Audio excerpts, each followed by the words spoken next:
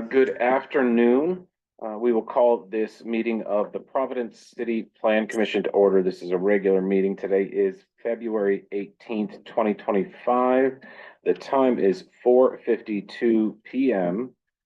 Let's do a roll call, starting with Noel. Noel Benton. Dave Caldwell. Dave McKenna. Miguel Casada. Choyan Manjapar, DPD staff. Bob Azar, DPD staff. Sharon Gardner, legal counsel. And I am Michael Gazdaco, the chair. Moving along to the minutes that were circulated for the January 21st, 2025 meeting. Hope you've all got them, read them. Any edits or a motion to approve the meeting minutes as drafted? So moved. All right, we have a motion. Do we have a second? Second. All right, we have a fully formed motion. All in favor of approving the minutes from the January 21st, 2025 meeting, say aye. Aye. All opposed? Any abstentions? The minutes pass. Mr. Azar, do you have a director's report? Yeah, just briefly, Mr. Chair, members of the commission, we have been we're continuing to work on zoning changes to implement policies of the comprehensive plan. The first round of changes that was approved by the CPC has advanced to the council. There's going to be a public hearing on that next Wednesday at the ordinance committee at City Hall. And the second phase, including things like parking minimums, student housing, inclusionary zoning, port zoning, some of the more challenging aspects. We continue to work on that, and we should have a report for you probably at next month's meeting. About all I can say. All right, wonderful. With that, we will roll right into the first agenda item. Agenda item number 1 is a major land development project, public hearing for case number 25-003 UDR for 20 Ernest Street. Sure, thanks, Mr. Chair, and I can give a quick introduction while the applicant set up. So this is a request to combine master and preliminary plan approval to construct a public works building in the M1 zone. So the applicant will be walking you through their plans for the vacant portion of a site that already contains a DPW building.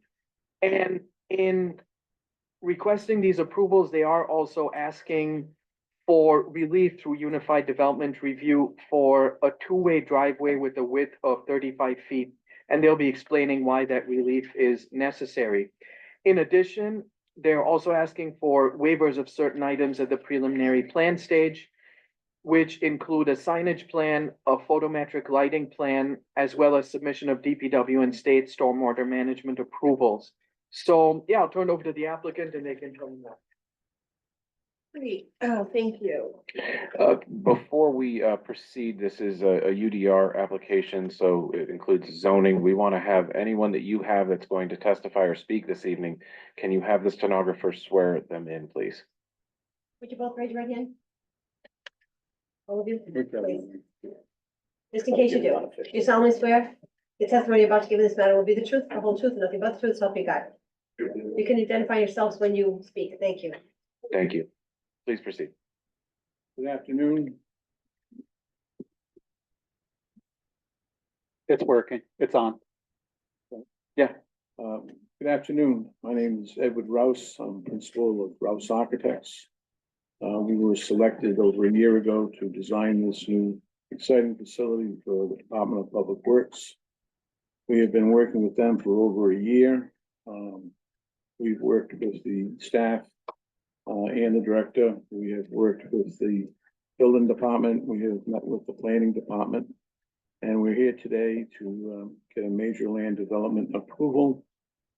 Brittany Grant is Vice President of Rouse Architects, and this is her project. I'm going to turn it over to her. Great, thank you. As Ted mentioned, I am Brittany Grant from Rouse Architects. I'm not seeing an option to share my screen. Oh, just a minute. We'll promote you so that you're able to do that.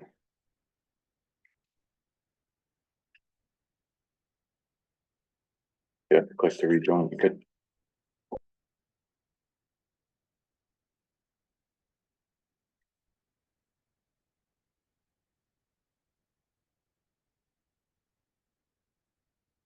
Great, thank you. I will share my screen.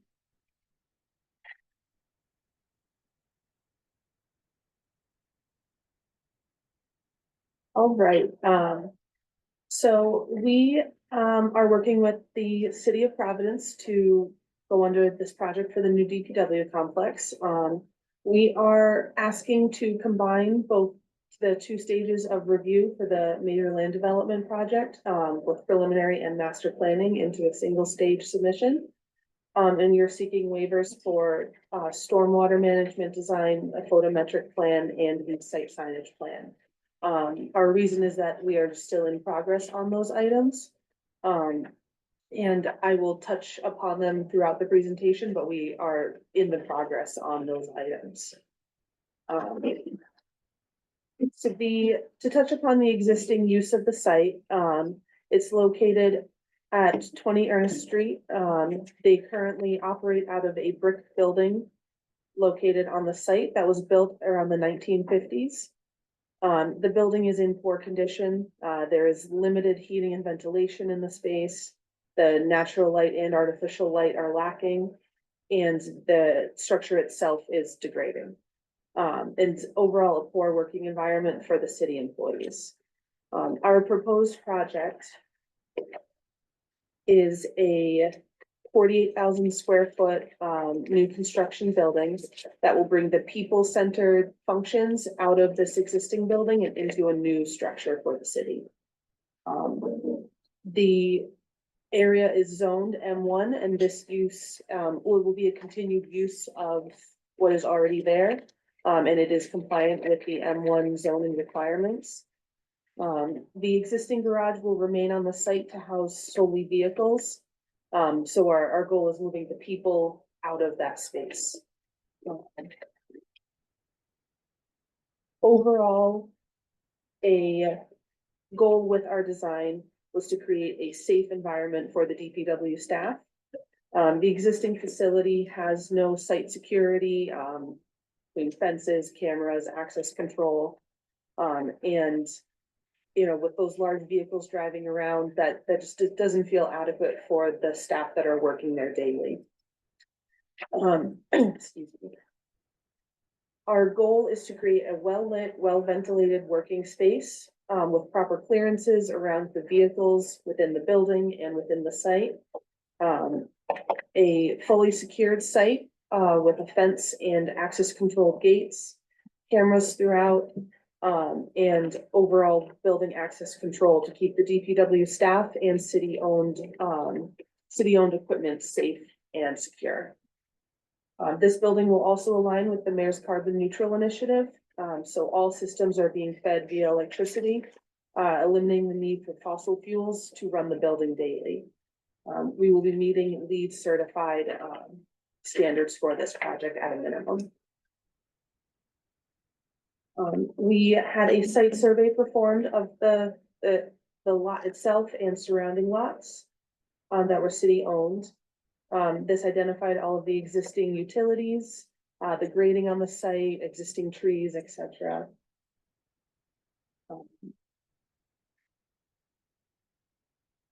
And we additionally notified all abutters within 200 feet. So we have a radius plan shown here, identifying those lots. There are additional documents in your handout that are more supporting. So if there are any additional questions, feel free to ask them. But now I will jump to civil.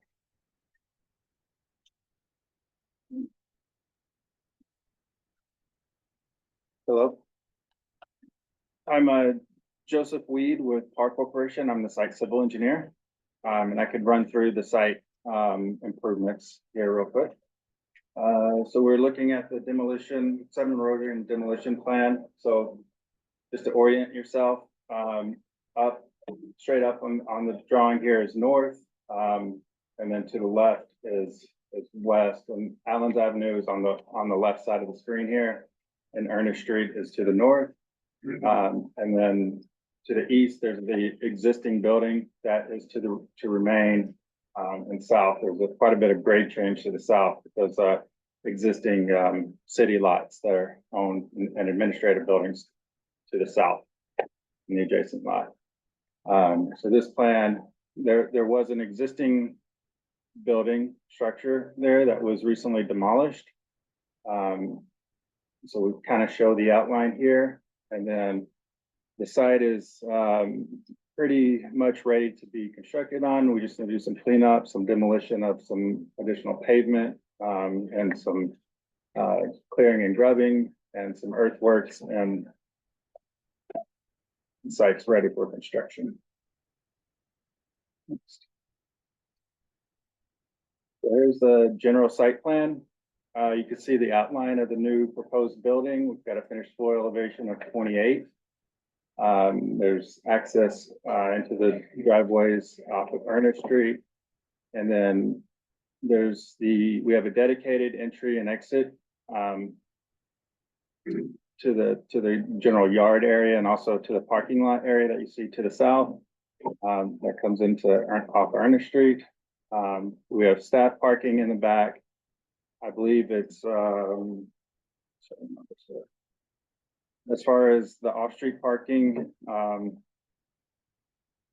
for a public works facility where we calculated 74 spaces are required for the zoning requirements, and we are providing 74 spaces. In addition to that, there's also some parking actually inside the buildings, and then there's also parking, on-street parking on Ernest Street, which is available.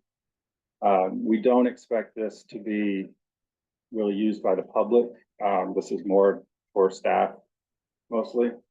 So the public would be using the administrative buildings, not this site. As far as zoning dimensions, we're meeting all the zoning setbacks, which are basically a 0 setback here, and height requirements. And then the fencing along Ernest Street, the frontage, we've got 7 feet setback there. I believe it's 5 feet for 6-foot tall fence. We're also providing bicycle parking, which this site requires 10 spaces for bicycle parking. We have 5 spaces that we're going to provide out front, easy access. And then there's another 5 spaces long-term on the inside of the building. And then we also have a couple of loading spaces, which there's plenty of room for vehicle loading spaces in this area. We'll come back and talk about the entrance and exit driveways at a later point.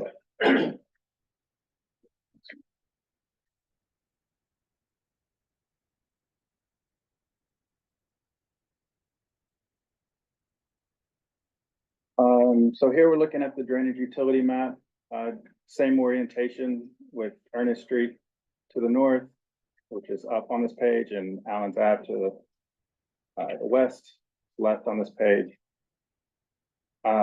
We're asking for conditional approval or waiver of the stormwater management, but we have been in talks with Ride-In. We've had a pre-application meeting with Ride-In.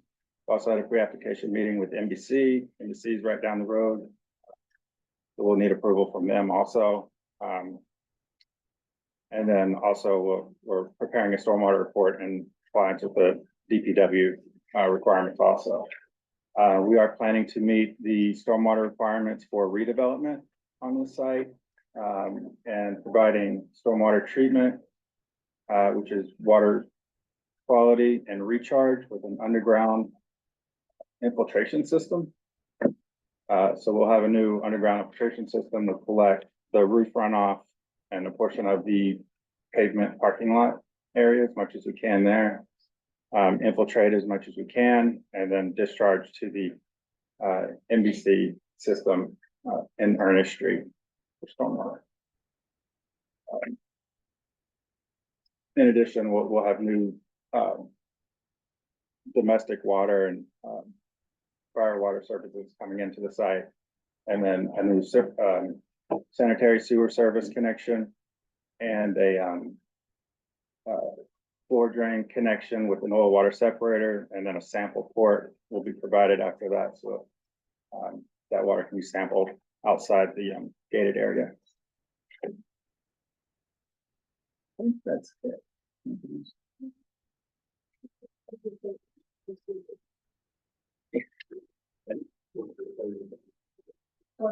Yes, so, jumping to our landscape plan, Diane Soul is our landscape architect. I think she is on the call, but she was not able to attend in person. We have worked diligently with, zoning to make sure we are meeting all of the requirements. We do meet the canopy coverage, square foot requirements.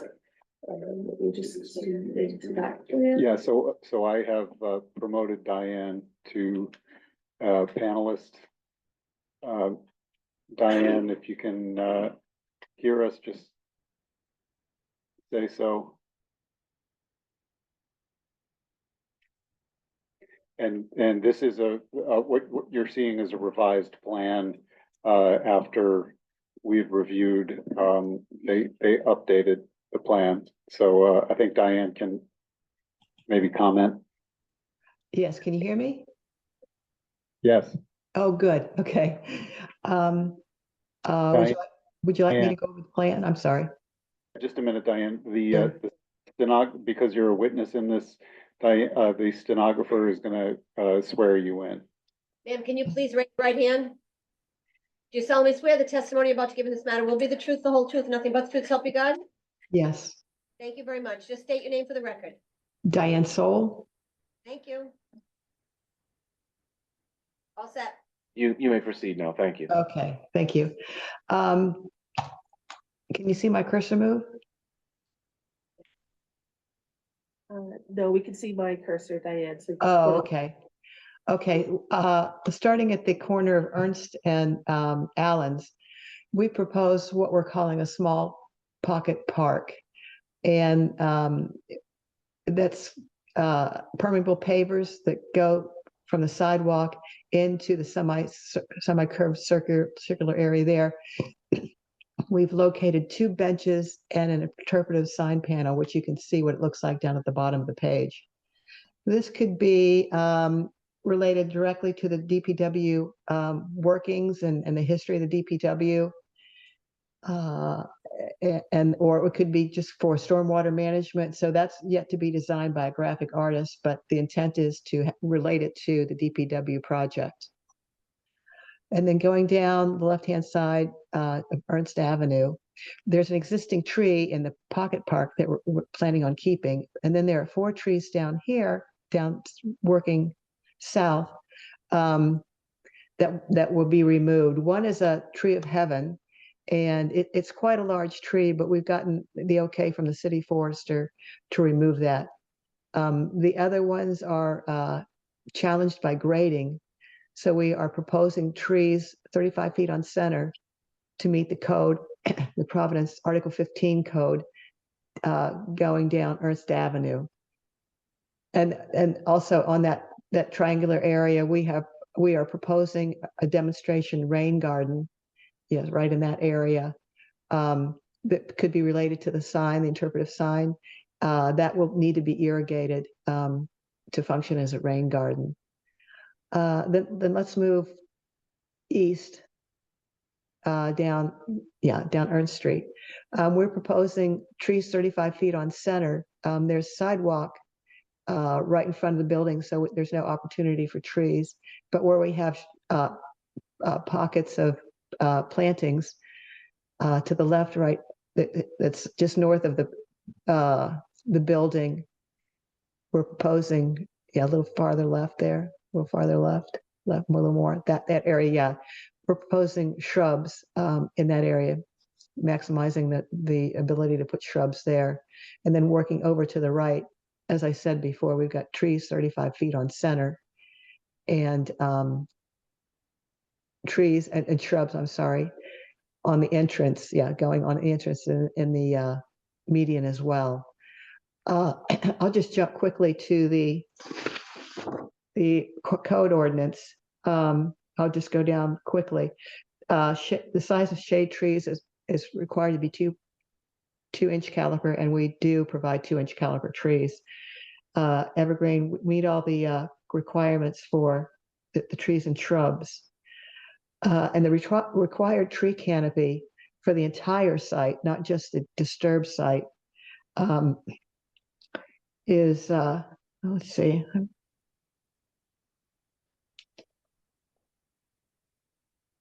I don't have that exact number, but the requirement based on that number is 35 trees. So originally we just had calculated the tree canopy for the disturbed side, and then we were requested to increase the lot coverage to take the whole site in. So we did that, and that boosted it up to 13 more trees that we needed to meet the 35 tree requirement. So what we've done here is we've got 35 trees that you're seeing here on L1.0, which meets the requirement for shade. We decided not to include any trees on the, I'll call it the backside on sheet 2, because it's like it's a warehouse, it's parking for vehicles, so there's no public access there. So we thought maybe the best bang for buck would be to put all of our tree requirements in this area. So you can see that there's quite a bit of trees in here. And there's a requirement for islands. And we have 7 islands. I think the requirement is 8 based on the square footage. So we didn't include anything in the perimeter because there were no islands, but so that's what we came up with. And I think that's it on that sheet. Let me know if you have any questions or I skipped something. Great, thank you, Diane. Just to clarify, in case it's a little confusing, the lot itself encompasses this whole area shaded. Our plans tend to cut the lot off at the edge of the existing building, just to get more detail in on the sheet. All right, so thank you, Diane. I'll jump to the exterior Okay. elevation. So the exterior elevations, the top view is along Ernest Street, and the bottom right is along Allen's Ave. We are proposing precast panels and metal panel for the exterior facade at this time. And overall, the building height is 43 feet 6 inches tall. We're currently working with the construction manager, and there may be some redesigning that would decrease the building, but nothing will be increased.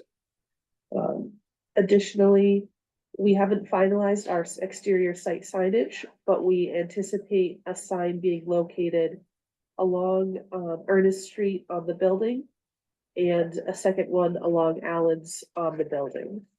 We plan on meeting the requirements of Article 16 for these site signs.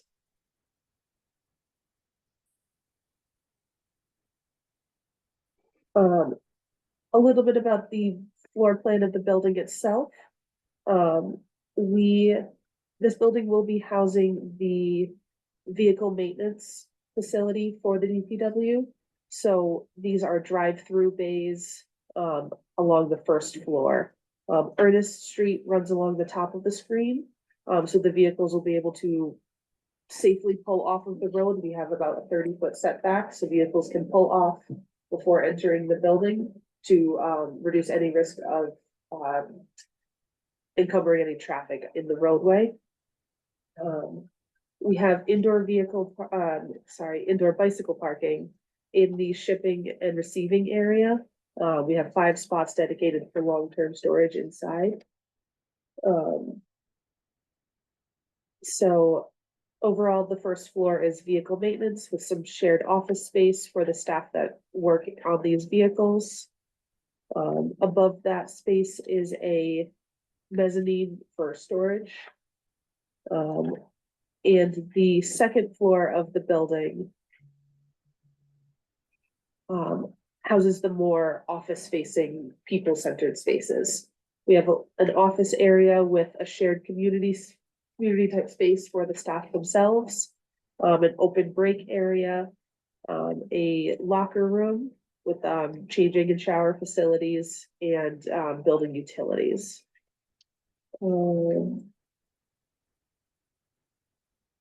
So overall, the building is fairly simple in the complexities of what happens in the building. But the first floor will be the vehicle maintenance, which is a big driver for the building. This 3D view is looking kind of in the intersection of Allen's and Ernest. So right at that corner, we have a more pronounced corner with an overhang to kind of create some complexity with the facade and some depth. With the green space right at the corner. To touch on site lighting, we have our light fixtures picked out. We just have not completed a photometric plan. But we intend for all of the light fixtures to only cast light onto the site. There's no uplighting, everything's downlit. And we will be meeting LEED requirements for these cases. Some of the fixtures are taller light poles. These are small bollards that are just lit to help guide people into the building. And we have building mounted fixtures as well that would be downlit.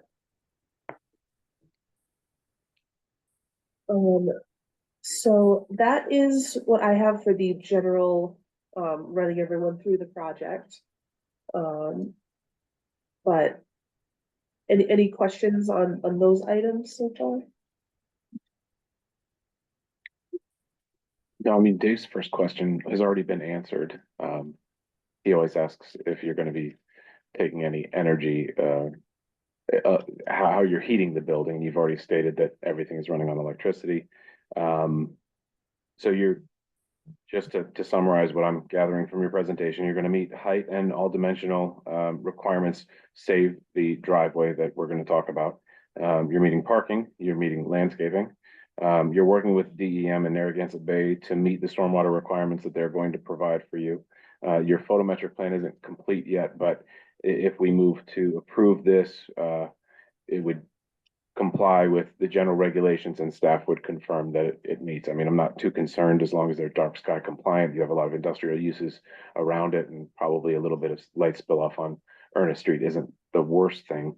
Am I missing anything, or is that a good summation of where we're at right now? I think that's a good summation of where we're at. Okay. The only item is the site signage. For the signage, right? And you'll comply with your regulations. Size and location may change slightly, but that's a general Yes. idea. Okay, perfect.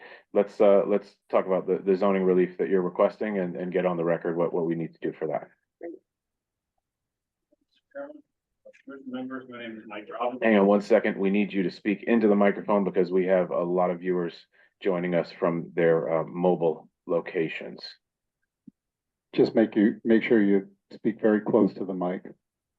Certainly. Good afternoon, Mr. Chairman, Commission members.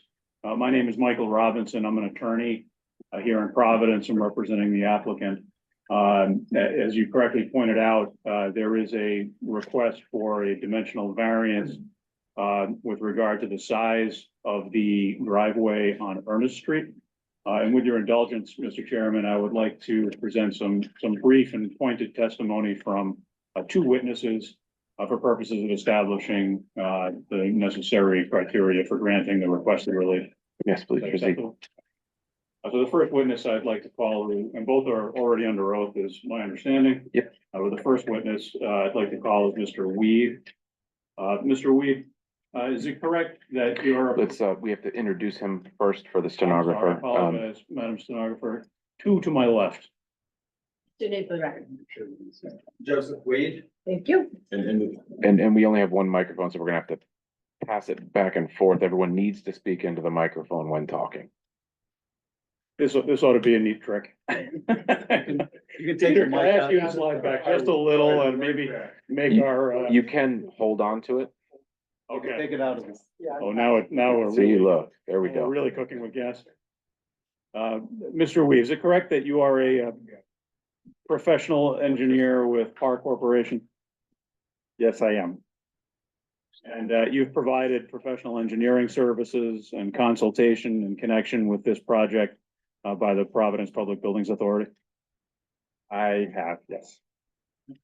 And you received your degree in civil engineering from Texas A&M in 2002, is that correct? Yes, that's correct. And is it also correct that you are licensed in Rhode Island, Connecticut, Massachusetts, Michigan, Nevada, California, and Ontario, Canada? Correct. If I may, Mr. Chairman, I have copies of Mr. Weed's CV that I'd like to pass out to the commission. Yes, go right ahead. You can give me a try on. Take one. Or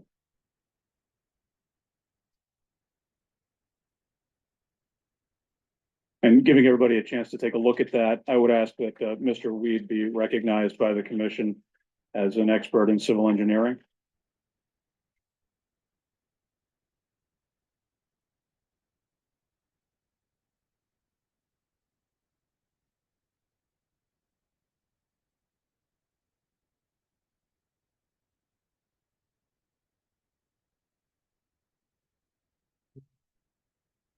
yeah, we will accept him as an expert in civil engineering. Very good. Thank you, Mr. Chairman. Mr. Weed, are you familiar with the pending application for a dimensional variance from Article 1407.A2 of the zoning ordinance, which would otherwise require a maximum driveway width of 12 feet for one-way drives and 24 feet for two-way drives?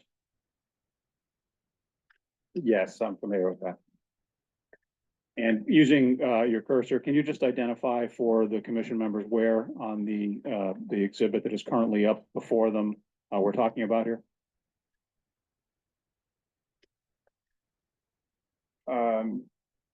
Sure. So this is the entrance and exit.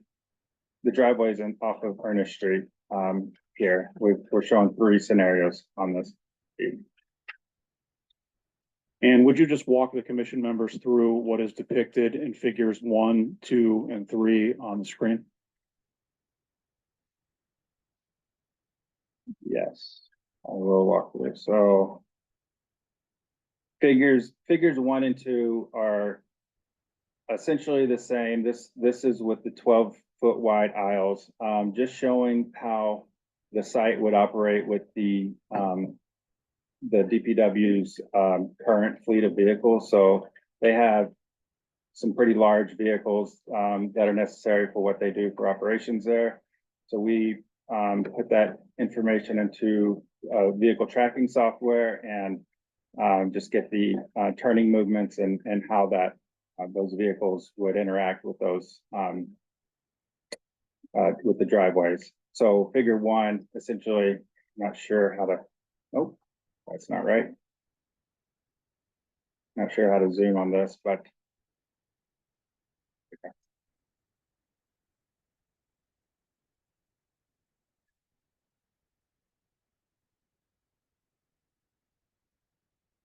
There we go. So figure 1, both of this is showing 12-foot drive aisles, entry and exit. But what it's also showing is that the trucks are actually flipping the median there, so they don't actually fit.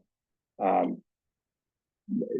software will show you how it fits on there, but it doesn't actually drive without hitting the median, hitting the fence, and also curving out into oncoming traffic also is an issue on that one.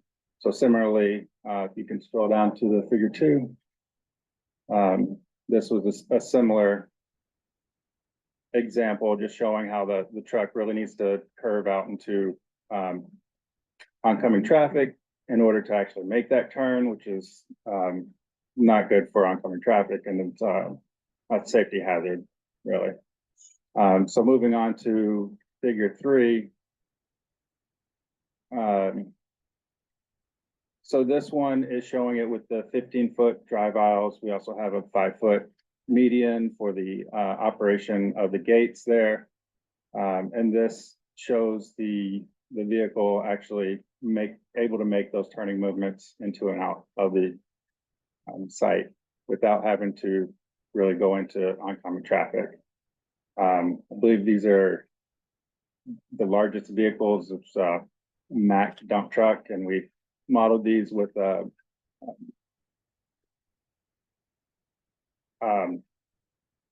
no plow mounted to the front of these also, so they can make these movements. Mr. Weed, are there any security features with regard to access or ingress or egress from the site now? Currently, I believe there's not any, there's no fencing. And just for the benefit of the commission members, what would be the security features in effect with what's being proposed? Sure, so we have a 6-foot perimeter fence that is going up, and we've got gated access. And that ties into the building and it surrounds the property. And in your opinion, would adherence to the zoning requirement create a hardship in this case? It would, yeah, and that's what's demonstrated on the figures. And in your opinion, Mr. Weed, is that hardship due to the unique characteristics of the land and the proposed structure as opposed to the general condition of the surrounding area? It is unique to this yes, and the vehicles that are necessary for this. Is it due to any disability of the applicant or for any financial gain? It is not today. And Mr. Weed, do you have an opinion as to whether the granting of the requested variance would alter the general character of the surrounding area or impair the intent or purpose of the zoning ordinance or the city's comprehensive plan? It would not. It's currently in use as a DPW facility, and it's the intent to keep it. And do you have an opinion as to whether the hardship suffered by the applicant, if the dimensional variance is not granted, would amount to more than a mere inconvenience? It would. It's would amount to undue safety concerns with the way the vehicles travel and oncoming traffic. And is the relief sought minimal to a reasonable enjoyment of the permitted use to which the applicant proposes to devote the property? It is a minimal relief sought. And lastly, you've had an opportunity to review the planning department's recommendation regarding the variance request? I have, yes. I am in agreement, yes. Mr. Chairman, I don't have any questions. If commission members do of this witness before we proceed to the next witness? Commissioners, any questions of this witness? No. And thank you. Please proceed to your next. Thank you, Mr. Chairman. At this point, I would call Peter Scotty. Ask him to come up so we can minimize our disruption with the microphone. Mr. Scotty, is it correct that you are a real estate appraiser and broker by trade? I am. Just to, Just state your full name for the record, please. Peter M. Scotty, SDO, Thank you. and Mr. Scotty has been acknowledged as an expert or in real estate by this board and the zoning board. Wonderful, and you will do so in this case? Yes. Terrific. Mr. Scotty, are you familiar with the Providence Public Building Authority's application for a dimensional variance from Article 1407.82 of the zoning ordinance, as we've been discussing? I am. I reviewed the application, visited the site, and surveyed the general area. And do you have an opinion as to whether the figure 3 configuration, which is what the applicant is proposing, would be an improvement in terms of the safety and security of the current site? Absolutely. Right now, it's wide open. It's 89 feet opening right now. This actually lessens it by 54, 55 feet. Thank you. And in your opinion, Mr. Scotty, would adherence to the zoning requirement create a hardship in this case? Oh, it's gonna be very difficult, but the plowaways are about 12 feet long. So coming out, you're gonna pull right into traffic on Ernest Street. And if you're familiar with Ernest Street from Allen's Avenue to the port, there are some really big trucks, big 12-wheelers, and those big, scrap metal trucks are up and down the street, as well as tanker trucks. So, the last thing you want to do is be, encroaching on an oncoming lane. And is that hardship due to the unique characteristics of the land and the proposed structure as opposed to the general condition of the surrounding area? Yes, I mean, this is the Department of Public Works, facility, owned by the city. They need those trucks to clear the roads, so it really doesn't have anything to do with the surrounding area. And is the hardship the result of any disability or prior actions of the applicant? No, not at all. Do you have an opinion, Mr. Scotty, as to whether the granting of the requested variance would alter the general character of the surrounding area or impair the intent or purpose of the zoning ordinance or the city's comprehensive plan? This whole plan is gonna be a major improvement for that stretch. The Ernest Street from Allen's Avenue to the port is a heavy industrial area. So this proposed use, fits right in. And do you have an opinion as to whether the hardship suffered by the applicant, if the dimensional variance is not granted, would amount to more than a mere inconvenience? Absolutely would be very difficult to get the trucks in and out, with a 12-foot blade on it, and not encroach on oncoming traffic, so yes. And is the relief sought minimal to a reasonable enjoyment of the permitted use to which the applicant proposes to devote the property? It's not only a minimal request, it also is a reduction in the current, driveway width. Thank you, Mr. Scotty. You've had an opportunity to review the planning department's recommendation on this variance request, and you've heard Mr. Weed's testimony this afternoon. Do you agree with both? I do. Mr. Chairman, I have no other questions of either witness. Members have questions, they're happy to answer them. Commissioners, do you have any questions for these witnesses or general questions about the project? No, doesn't seem to be any questions. Seems pretty cut and dry. Very good. Thank you.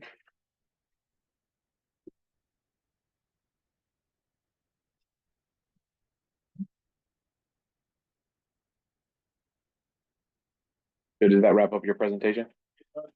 Okay. No, I think we're good. Let's hear the staff report and then open it up to public comment. Sure, thanks, Mr. Chair. So the applicant spoke about the building, its design, the parking on the site. Landscaping, as you saw, will conform to the ordinance. And they present how they're gonna handle drainage and stormwater management, and that will proceed to the permitting stage. So from that, we move on to the waivers. They did speak about the waivers that they require. And we would recommend that you grant those waivers, find that they would be in the interest of good planning practice, as it would allow for the development to move on through the stages of approval. And from there, they did speak to the relief requested in regards to the width of the driveway, and we concur that they would suffer a hardship should that relief be denied. And given that this is a residential area, we don't foresee that granting of the relief would necessarily impair neighborhood character or have a negative effect on it.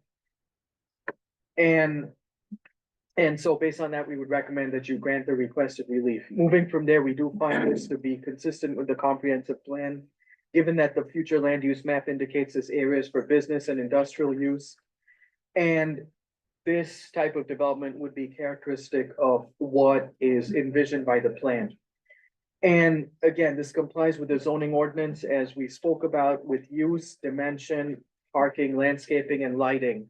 And it would be subject to you, and compliance with the zoning ordinance would be subject to you granting their requested waivers. We don't foresee a negative environmental impact. This is a buildable lot, and street access will be provided from Ernest Street. So based on that, we recommend that you grant their requested waivers with the condition that the waived items be submitted at the permitting stage. Having done that, we recommend that you combine master and preliminary plan approval and then approve both the master and preliminary plan subject to the condition that final plan approval be delegated to DPD staff. Thank you, Joanne. Okay, this is a public hearing, so at this point, we'll open up public comment. If you are here in this room to comment on this agenda item, again, we're on agenda item number 1, 20 Ernest Street. Please raise your hand or come forward, start making a line at the, yeah, you're more than welcome to come up. Looks like you're the only one so far. If you're joining us, oh yeah, you guys can go sit at the table over there. If you're joining us virtually, please raise your virtual hand in the bottom middle portion of your screen or press *9 if you are calling in. Sir, you can go up to the microphone and no worries.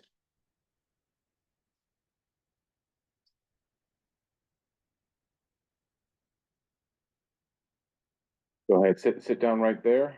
Have a seat.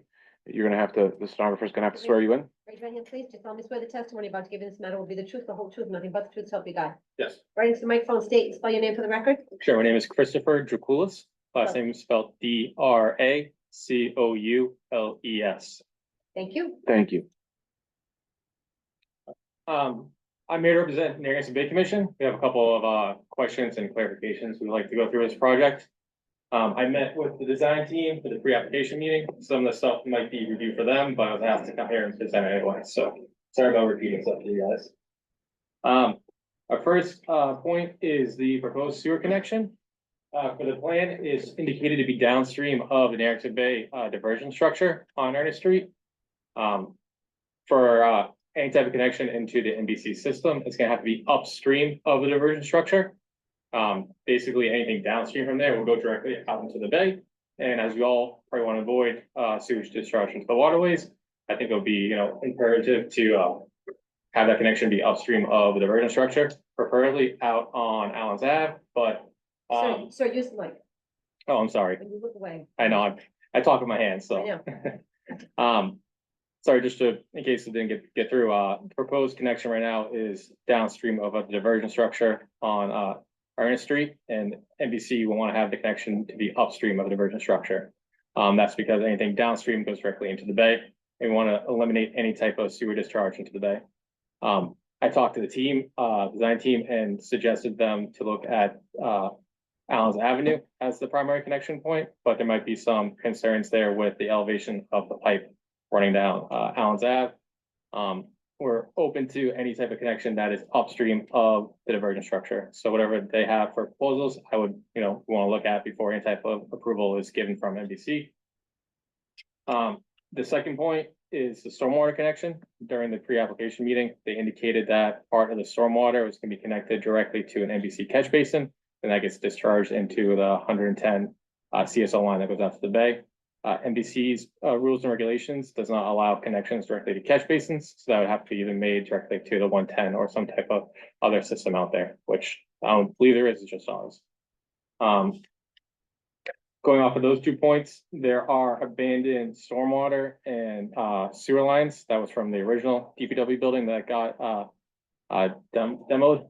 Those have not been officially capped or abandoned, so we're looking for those to be filled and abandoned officially. One of those is directly connected to the force main that runs down from the Ernest Street pump station to NBC. So anytime that force main activates, water will equalize in that system there. So it's very crucial to have it capped and abandoned correctly. And then I was just seeking clarification from the design team on traffic flow for entry and exit of this proposed building. Primarily with how the trucks would be leaving the garages. Are they accessing right directly to Ernest Street, or are they pulling into the parking lot first and then coming around through the gate we're just talking about? Because NBC has concerns of having trucks leaving the building directly into the roadway, either conflict potentially with our vehicles, because we have similar large vehicles going up and down the road, the buses, the vehicles conveying salt loads back and forth, and some of the college students who drive through there at extreme speeds.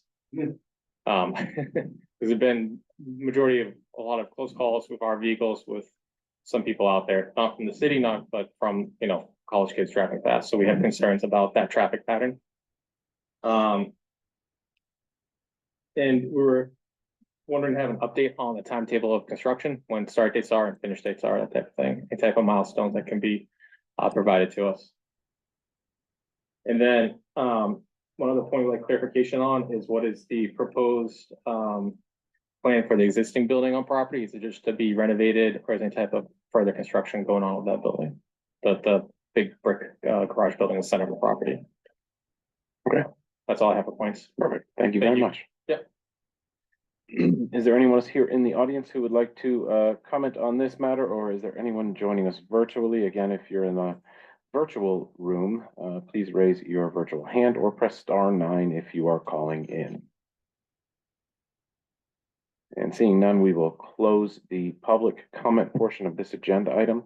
I might invite the applicant back up, maybe the civil engineer, to speak to most of these, probably, or whoever from the design team most appropriate.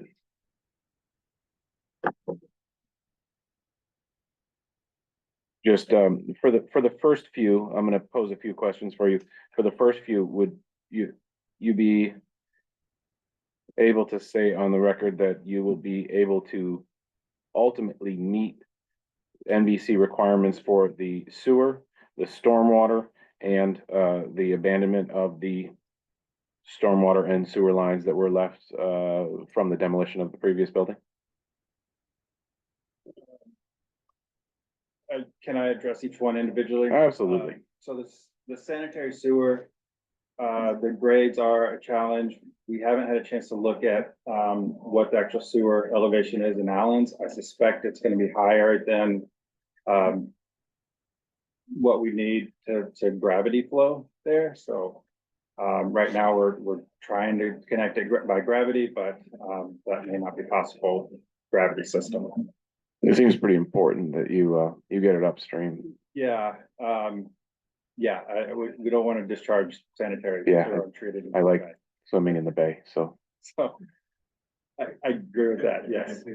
So we may need a lift station to make that work. if that's Understood. the case, But yeah, So you'll be able to, at some point before you construct, you'll be able to meet the requirements and, we're gonna have treated, yes. okay, perfect. It's not gonna flow untreated too. All right. So that's, yeah, we're not gonna connect. And then stormwater would be next. Stormwater, connecting into the catch basin. So right now, I mean, we have no problem connecting directly into the 110, if that's the case. Rather than currently we're connecting into a catch basin, but we can connect into the 110. That works fine. Okay. And then they spoke of the abandoned sewer and stormwater connections from the demolished building. Those haven't been properly cut and capped. Yes. Is that- We can show that cut and cap when we go through that process. Perfect. And then it looked like, as I recall, my notes say a few different questions. We'll start off with the easiest one, which is the existing buildings. That they are going to remain in what condition? What's going to be the ultimate outcome for those? Yes, so the existing building will remain for the time being to house the vehicle parking and ancillary site storage that's allowed to kind of be a little bit more unconditioned. Okay. Down the line, it would be great to demolish that building and build a new indoor vehicle storage facility, but funding does not allow for that at this time, so it'll be used for indoor vehicle storage. Okay. Speaking of funding, what is the timetable estimated, obviously, for the construction of this building? We are anticipating construction to start in summer, and about 12 to 18 months for construction. Okay. And then I believe you probably heard his traffic questions and his concerns thereof. You want to speak to those? Yes, I'll speak if you have anything to add. So the vehicles that are coming and going from the site will be egressing and ingressing from the gates themselves. So the gates are far enough back that vehicles can be outside of the site, safely on the property before entering the roadway. The building itself, vehicles will be, the new building, vehicles will be going in and out of for maintenance purposes only. So that is not, as frequent as the typical vehicles. But again, we have the building set back 30 feet, so there's enough room for the vehicles to, pause before entering the roadway. Okay, thank you very much. Commissioners, based on the comments, do you have any other questions of the applicant? All right, thank you very much. Thank you very much for your time. Okay. We have an application for a DPW building where one currently or previously sat in an industrial area, which is completely appropriate. We talked about the everything that they were meeting, and now we have to talk about the one area, the small area where it doesn't meet and why it makes sense to grant the relief. So they've requested a dimensional relief from section 1407A2 of the ordinance to maintain a two-way driveway with a width of 35 feet where 24 is permitted. Now currently it's about 50 feet larger than this. So it's a significant decrease in what exists as of today. There was a building there at one time, so I don't think it's always been that wide, but we'll go through quickly. We heard the testimony from the applicant, and that if we were to vote to approve this or put a motion on the table, we would do it based on the testimony of the experts that the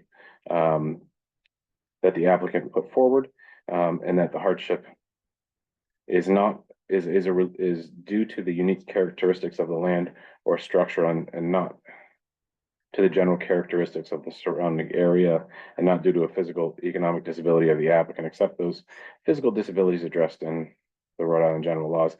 Obviously, this is because the facility needs to accept larger trucks. So you need a larger driveway with a turning radius as evidenced by the plan. The hardship is not a result of any prior action of the applicant. No, they're actually reducing their curb cut. It's a DPW facility. Again, it needs to have a larger turning radius. The granting of the variance will not alter the general characteristics of the surrounding area or impair the intent or purpose of the ordinance or the comprehensive plan. Again, it's zoned for this use. It's allowed by right. We are talking about allowing them to operate this facility as intended by making the driveway large enough to accept the vehicles that should come and go from it. And then as part of the Unified Development Review, they've evidenced that in granting the dimensional variance, the hardship that will be suffered, if not granted, will amount to more than a mere inconvenience. They won't be able to use it as a DPW lot if we don't. So the plow trucks won't be able to go there with their plows on. I want those plow trucks on the streets as often as they need to be. So I think based on the applicant's testimony and the staff report, we could put forward a motion to grant the requested dimensional relief. So move. We have a motion. Do we have a second? Second. Okay. All right. We'll go around. We'll do a voice vote. Noel. Aye. Dave. Aye. Sid. Aye. Miguel. Aye. And I vote aye. Next, we have a few. We're going to move on to the land development project. And we will go first. All right, we do the waivers before the combination of station? Okay.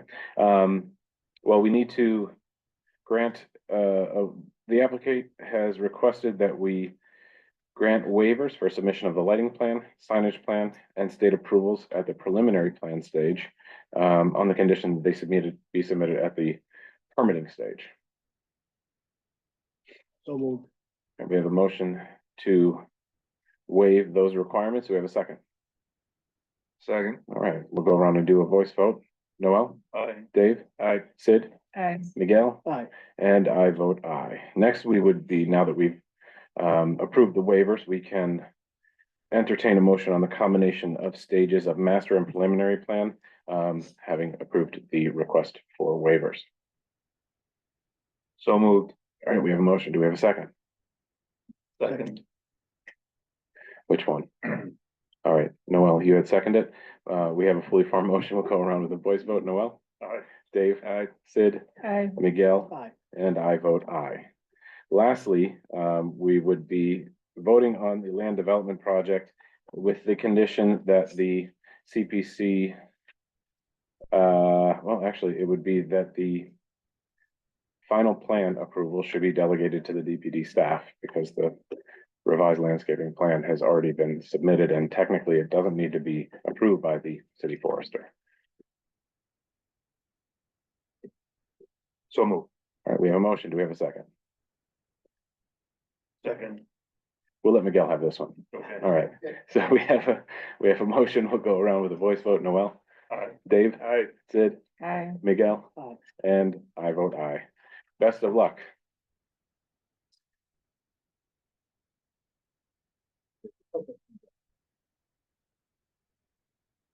All right, we are moving right along to agenda item number 2, which is a continuation of case number 23-012 MA 269 Wickenden Street. Give the applicant a minute to come on up. I can do a brief Right. introduction of this one. Mr. Azar, please do. Okay, this was in front of you last month, and you continued it, for a couple of items. The applicant is seeking preliminary plan, for this apartment building, 75 residential units at the corner of Brook and Wickenden Street.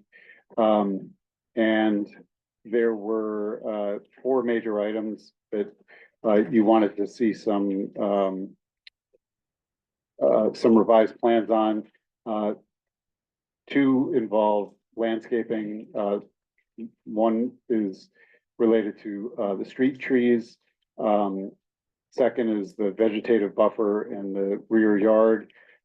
Third is their strategy for bicycle storage, long-term and short-term. And then finally is the loading strategy.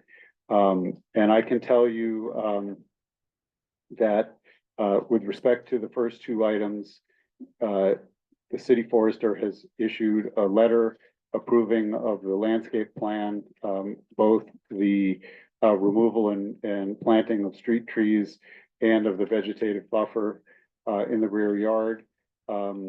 We don't have we have reviewed the plans for bicycle storage. The long-term bicycle storage for 12 spaces complies with the ordinance. For short-term parking, they're proposing to put bike racks within the public right-of-way. I spoke with the city engineer shortly before this meeting, and he told me that he has no objection to the location of bike racks within the public way, with details to be submitted. So while we don't have that in writing, we have it verbally from the city engineer to me.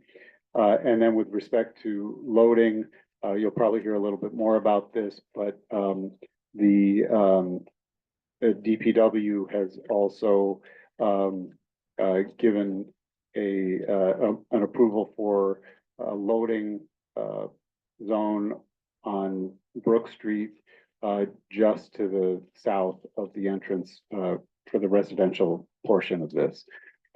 So with that, I think we can. With that, we'll, because this is a Mr. Chair? continuation, we had Dave, Noel, and myself in attendance at the last meeting.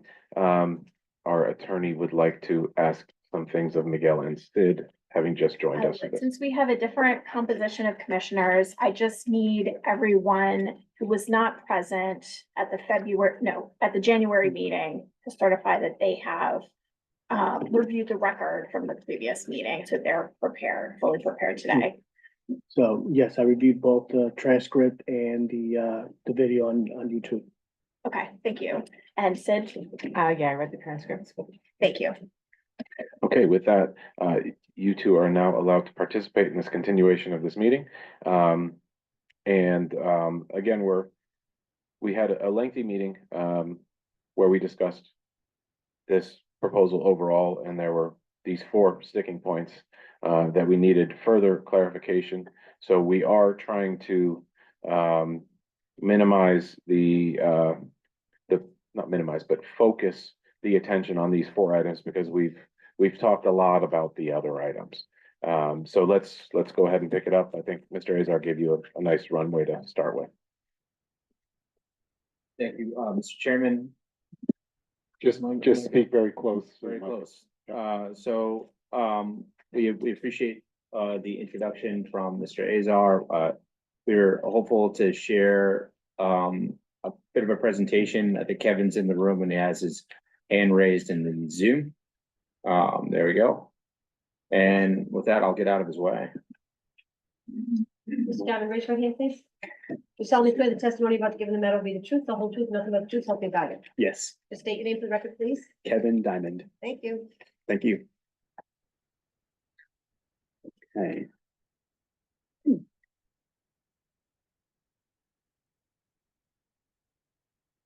Kick me out, I apologize.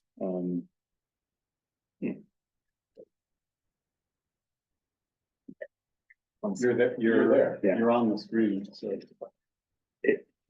You're still famous. Yeah, okay. One moment here. I'm just trying to share the materials. Strange. Yeah, you're still showing up as a panelist. Yeah. Oh, now you're out. Yeah. One moment. Mr. Chairman, a few quick highlights, Thank you. while we put some of this together. Speak right into the microphone, please. The requirement, is for 1,500 square feet of tree canopy, as proposed, including the, dense vegetative buffer. We're at 3,700 square feet, so it's more than double the requirement for tree canopy. I think that's an important highlight. One of the other requirements is that there is, 1 loading space on the parcel.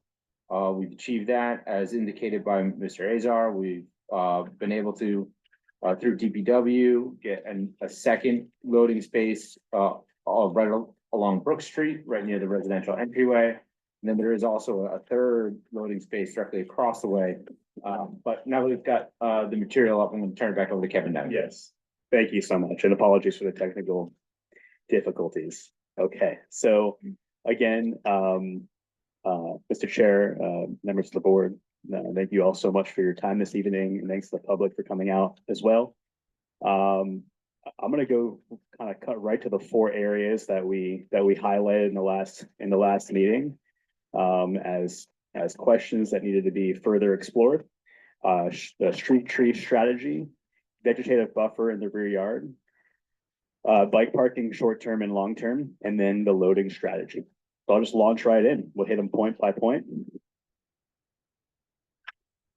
So starting with the street tree strategy, directly after the last hearing last month, we engaged Sam Dagenhart. Am I pronouncing that correctly? Okay. Yes. The forester. We've met him on site. My partner, who is under the weather and not here this evening, personally met with him on site.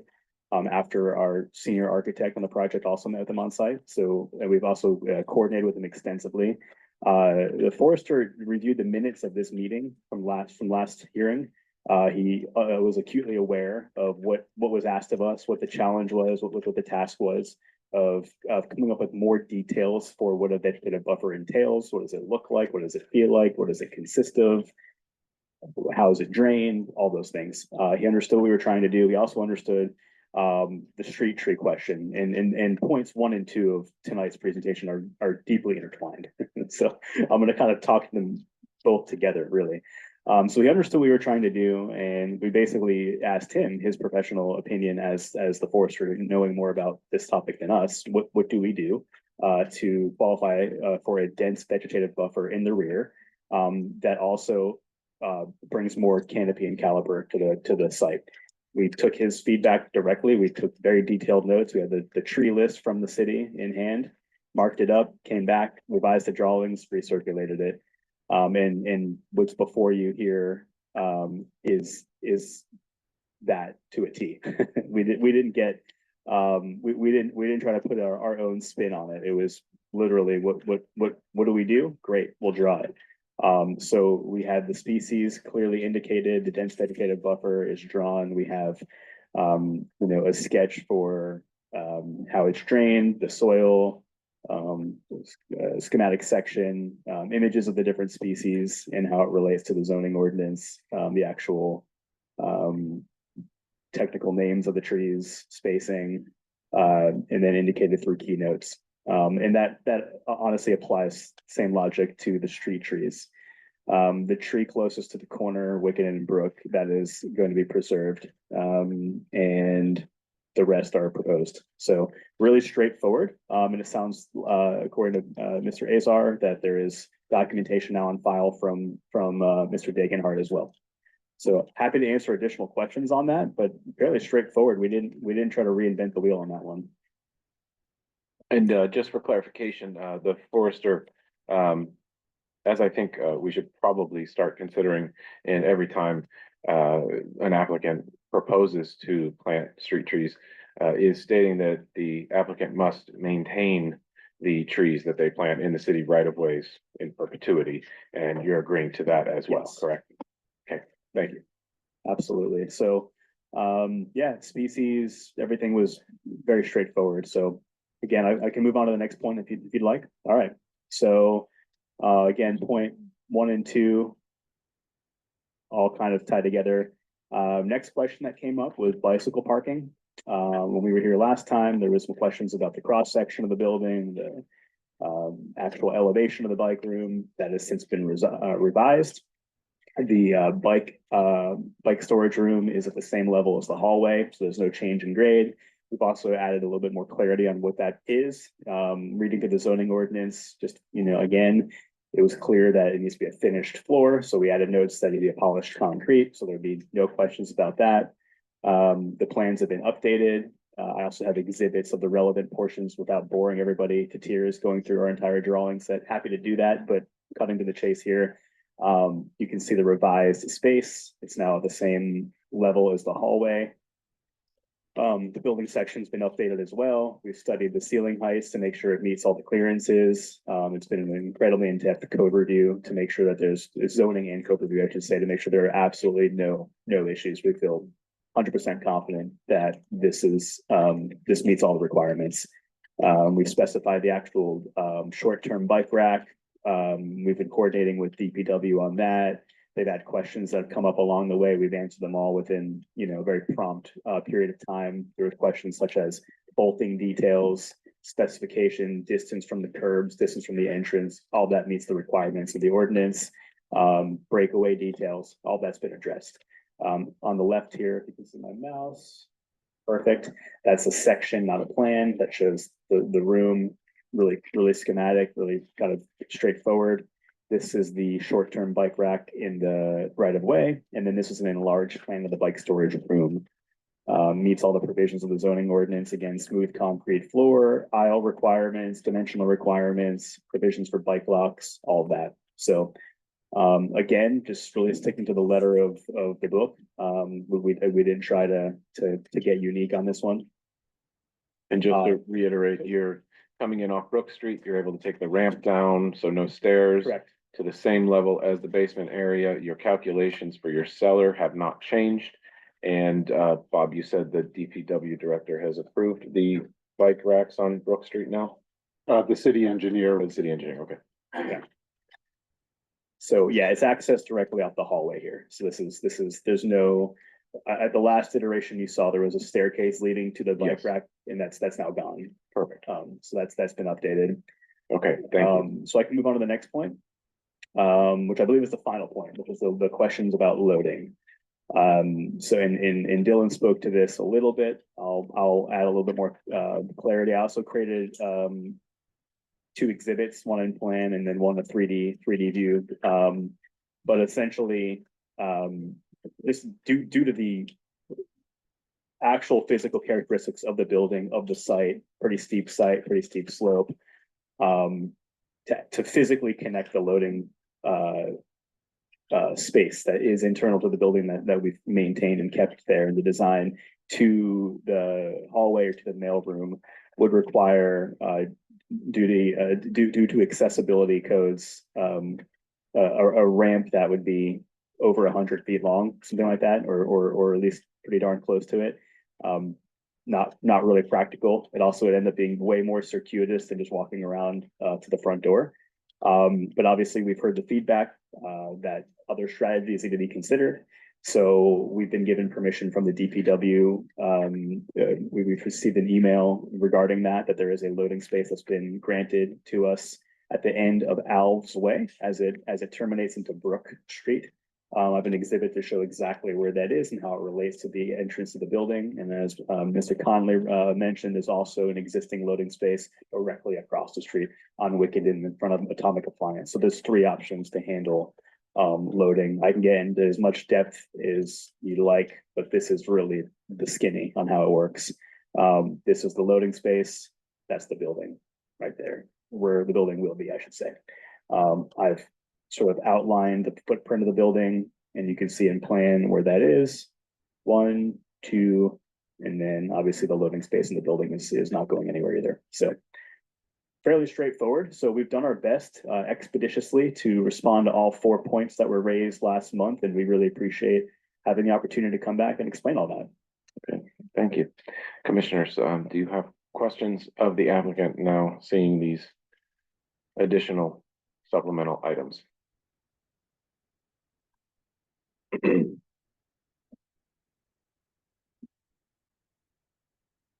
You already asked about electricity last time, so we know that.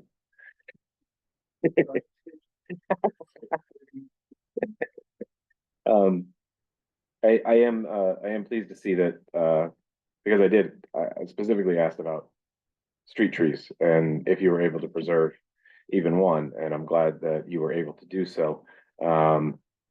And I'm glad that the forester put that language in about the precautions and the things that you have to do to preserve that tree during construction, and that you're responsible for its maintenance and upkeep along with the street trees that you're going to be installing on city property to meet your canopy cover. Again, I think that's something we should be asking the city forester for, or putting in as a condition of approval anytime an applicant proposes street trees in a city right of way going forward. It's a common sense condition. Thank you for the additional work on the bicycle storage, both the long-term and the short-term. Glad to see that you were able to get that done without changing the calculations on your cellar. And for the 4th, Bob, you were you copied on that email from the DPW about the loading zone approval? I was, yes. Okay. All right, I just wanted to confirm that as well. All right. Commissioners, I think we've asked a lot of questions about this. These were the ones we wanted more clarification on. Anything else for the applicant before we kick it back to Bob and hear from the general public again? Okay, thank you very much. Thank you. We reserve the right to call you back if we need to. No problem. Should I stop screen share? Okay. Yeah, you can. Thank you. All right, Bob, you're up. Okay, so I'm just gonna walk through the staff report with you. There's actually one thing that we didn't talk about that has changed with respect to zoning compliant that I'll talk about in a minute. Okay, so as with any land development project, at each stage you need to make findings that are required in your development review regulations and in state law. The first one is consistency with the comprehensive plan. This is a property that's in an area that the future land use map of the comprehensive plan calls neighborhood commercial mixed use. This is intended to foster pedestrian oriented needs like retail and housing. in buildings oriented towards the street, and residential uses are encouraged. The development conforms to this land use designation. Wickenden Street is considered a growth corridor intended for mixed use and higher density development. The plan conforms to objective BE2, strategy E, which encourages mixed use development along commercial corridors and growth areas at a higher density than residential areas. Creation of housing will conform to objective H2 of the plan, which encourages creation of new and diverse types of housing. Okay, with respect to compliance with the zoning ordinance, the uses proposed are permitted by right in the C2 zone. That would be housing and commercial uses. The development conforms to the dimensional and design regulations of the C2 zone. As we described in the staff report, you have granted a dimensional adjustment and design waiver at the master plan stage. Now, with respect to parking, there had been a previous approach that you'll recall where the applicant was proposing to subdivide out a small sliver of land to make the lot with the building on it less than 10,000 square feet. And at the time, we told you that we thought that this was permissible and that it would create a lot that such that the development didn't require parking. And they had originally proposed that small sliver to be designated as a lot not for development. Since the last meeting, the applicant has decided to follow a different approach with respect to the lot size. They have elected to apply for administrative modification. Administrative modification is a small dimensional variance that can be granted by the zoning official. And the state law that has recently changed allows for these administrative modifications of up to 15% of any dimensional requirement. In cases between over 5% and up to 15%, there's a requirement that there be a notice in the newspaper and that abutters get notice. However, in this case, they asked for this administrative modification for actually less than 5%, closer to 1% of the dimensional standard. And in that case, the zoning official is authorized to grant those without any notice. So that was granted by the zoning official last week. And it's a administrative modification of a little more than 1%, such that this lot can be considered 10,000 square feet and therefore not require automobile parking. It still requires bike parking, which they have met. Their plan shows compliance with the landscaping and signage standards. With respect to environmental impact, we don't expect there to be any significant environmental impacts. The applicant is expected to come into conformance with all applicable environmental regulations. There are no physical constraints that impact development on this property. The lot will comply with all dimensional requirements. It is a buildable lot, and as I said, the lot is considered to be less than 10,000 square feet through an administrative modification. And adequate street access will be provided from Brook and Wickenden Street. So based on this discussion and conditioned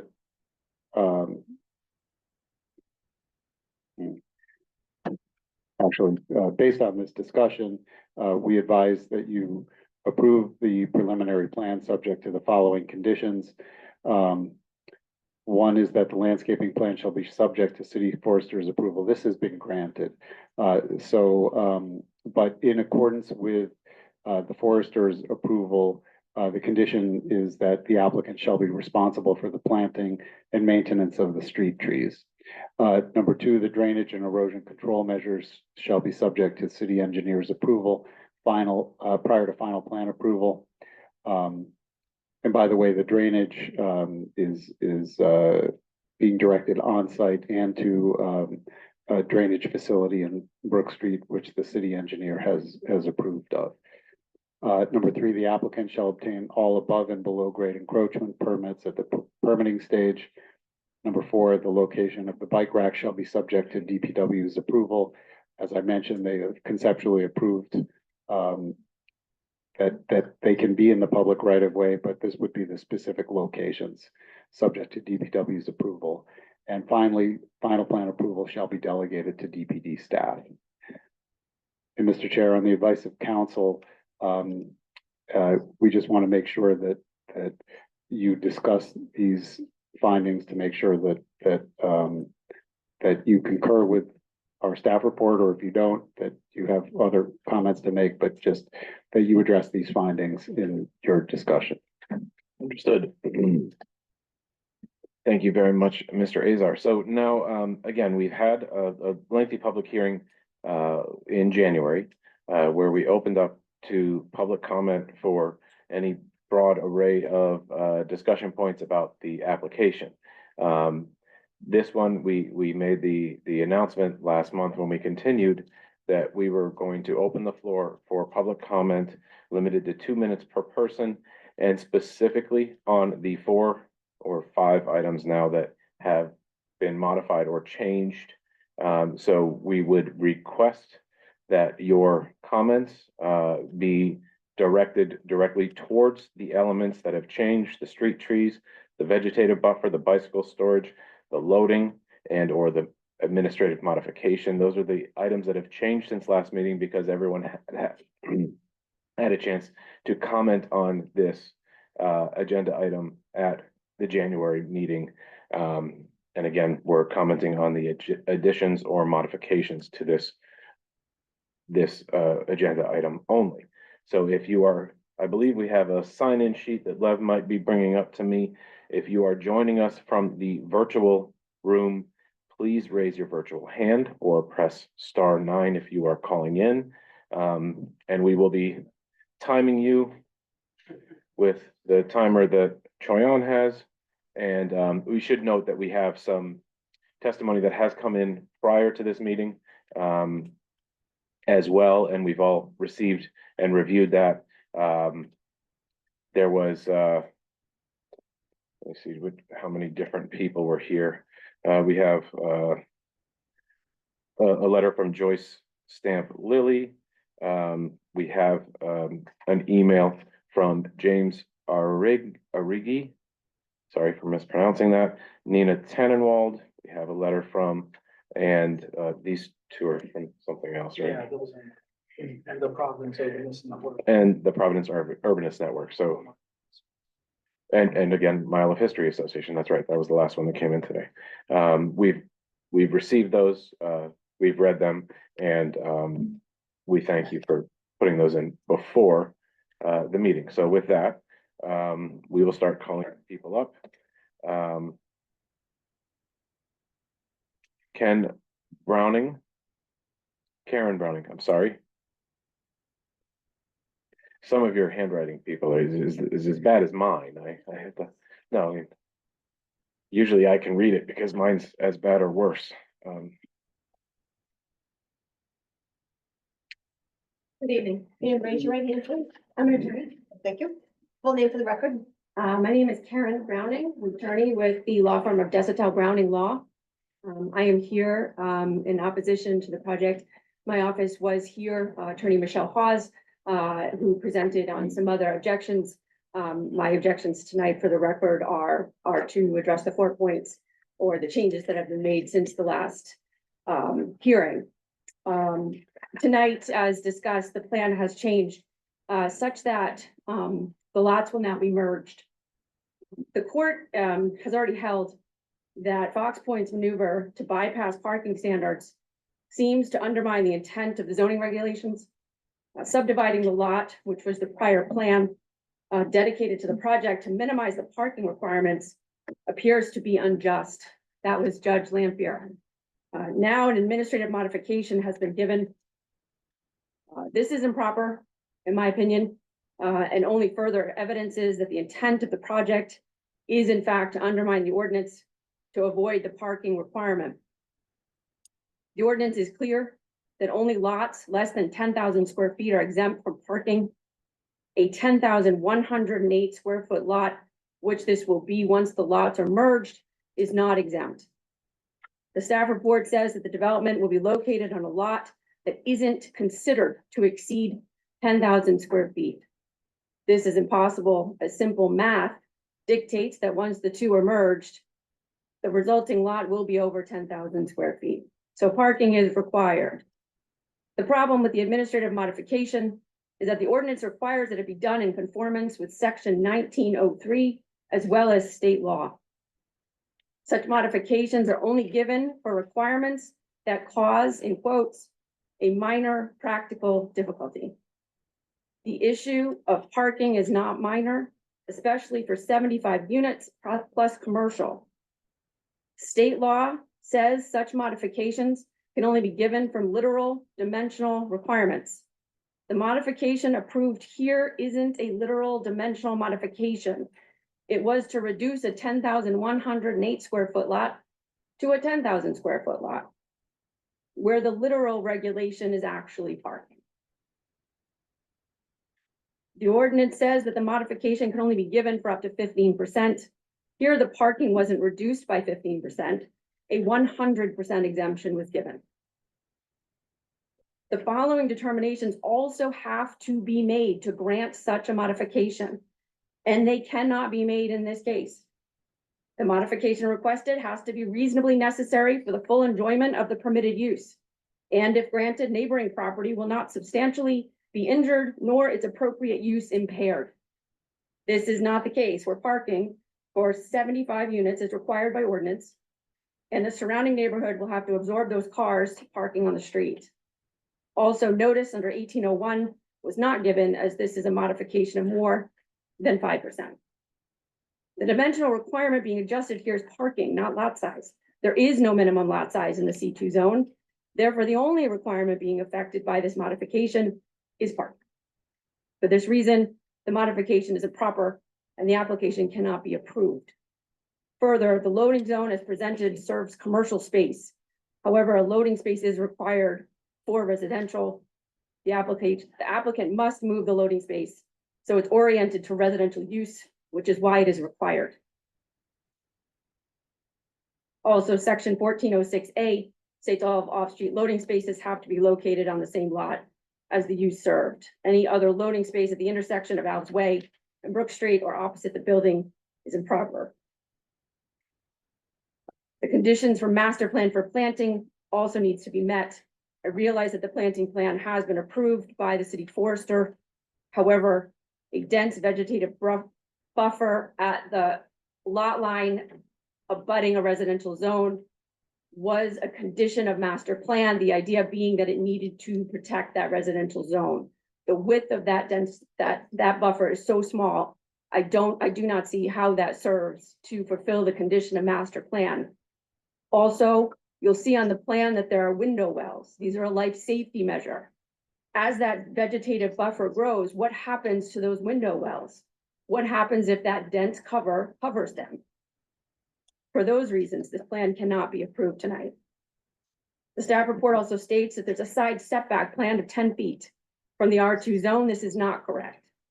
Ordinance section 2-25, a required setback is the required minimum distance a principal building shall be located from a lot line. The required side yard setback here is 10 feet. The plan is therefore insufficient. The window wells that extend off the building, while required by law, are not permitted encroachments, and therefore the side setback must be measured from the window well, which reduces the setback to below the requirement of 10 feet. The ordinance definition of encroachment is the extension or placement of any structure or a component of such into a required setback of right of way. Section 1303, which regulates permitted encroachments, similarly states that encroachment is any structure or component of such into a required setback. Permitted encroachments are listed in table 13-2. Window wells are not listed. For this reason, the required setback is not present on the plans. The application therefore cannot be approved as it is inconsistent with the ordinance and state law. Thank you. Thank you. Next, we have John Gonzalez, Councilman Gonzalez.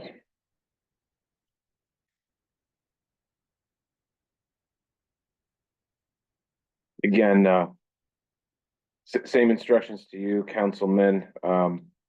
Speak please on the changes because you did submit a letter and speak on the other versions of this. Councilman, please raise your right hand. You solemnly swear the testimony about to give in this matter will be the truth, the whole truth, and nothing but the truth, help you God. I do. To state your name, please, for the record. Councilman John Gonzalez, I represent Ward 1 in the city of Providence, Fox Point, Wayland, College Hill, the Jewelry District in downtown. Mr. Chairman and members of the commission, I sent 3 letters about this, and I don't want to belabor the points, but I want to ensure that the final proposal fully aligns with the standards of the zoning ordinance and the comprehensive plan. The deficiencies still look pretty glaring. You heard that from Attorney Browning. We've talked about scale, the parking impacts, the neighborhood character, and of course, all of that warrants perfect, a careful review. And it's certainly we can talk about the fact that this has some impacts on the human scale and character of Wickenden Street, setting a precedent. But we've also talked about the lack of on-street parking and the strain on the area that this development would have in an area that is struggling with congestion. And we just want to make sure that there are mitigation strategies in place. As it relates to the changes, the public right of way isn't a given. I understand that that's an administrative function or modification.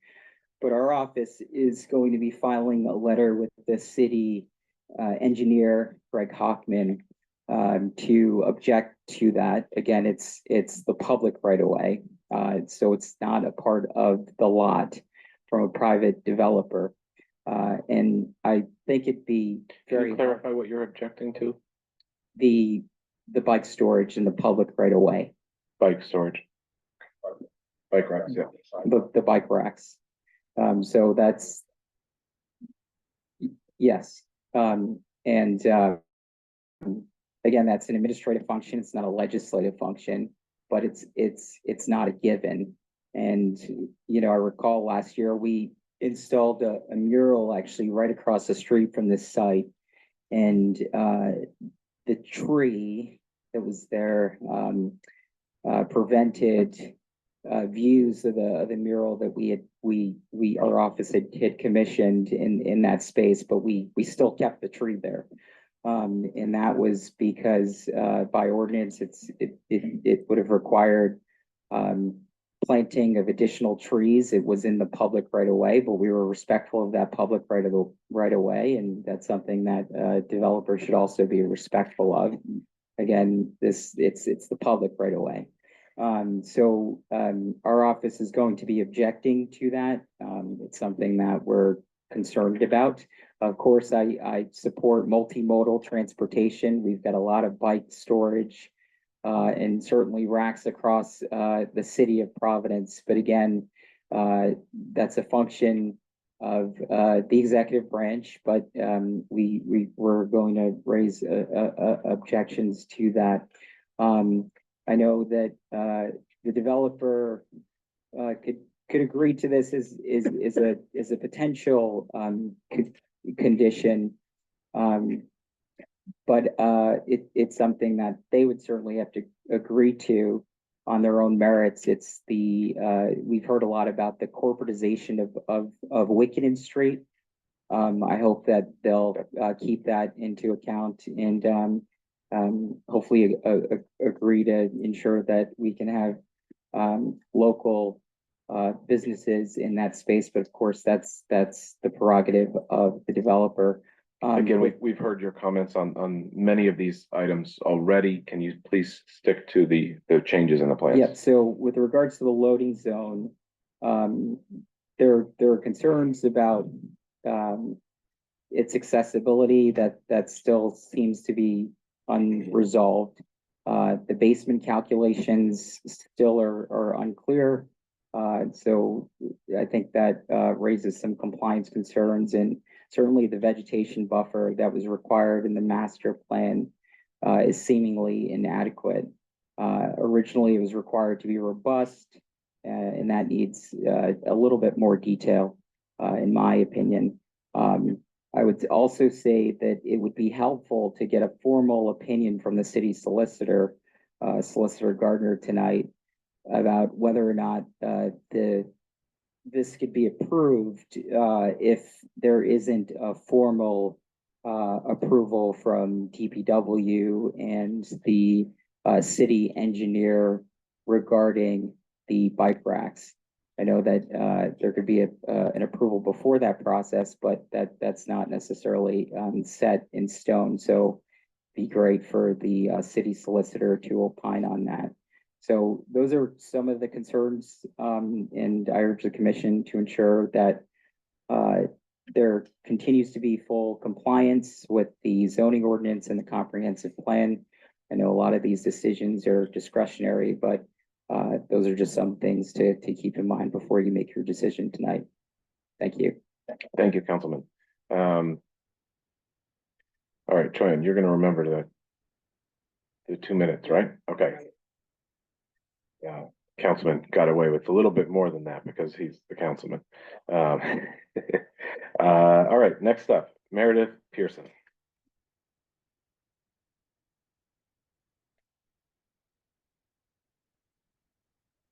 Liz Moran is going to be on deck.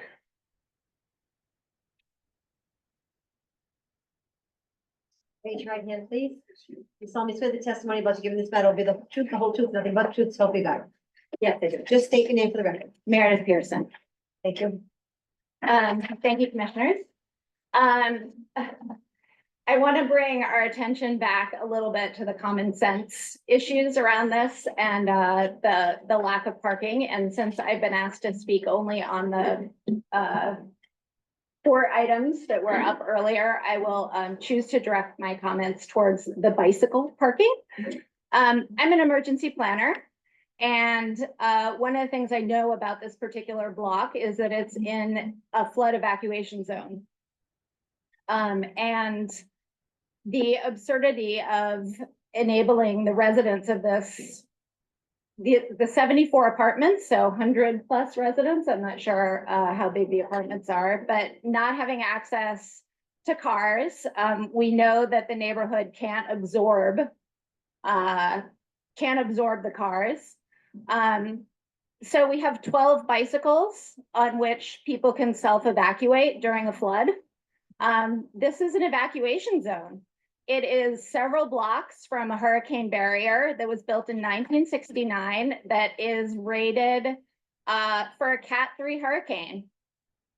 We see how often flooding happens.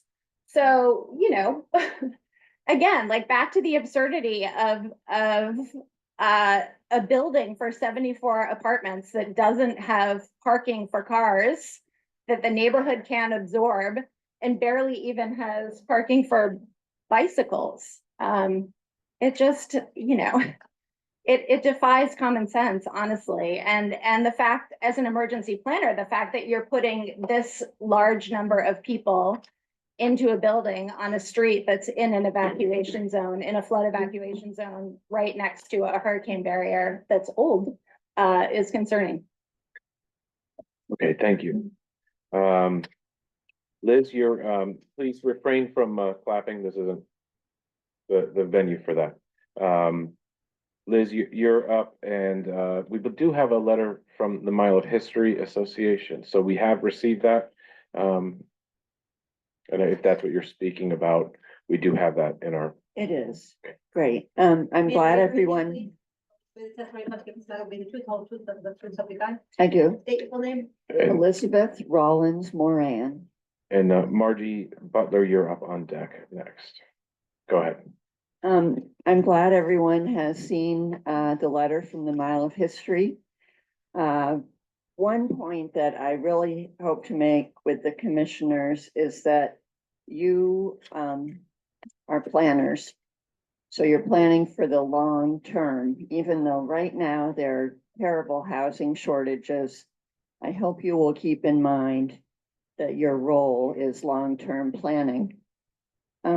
I have a concern about the accessibility to the building and forcing people with limitations to the back door. I don't think that has been fully dealt with.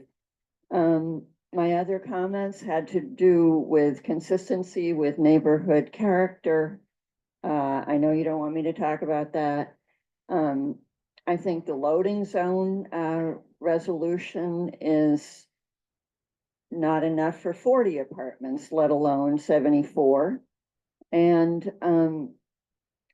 it looks to me as though your parking allocation administrative, I don't know what you called it, modification allows for a dorm to be built. And we know that those can be very difficult on the east side.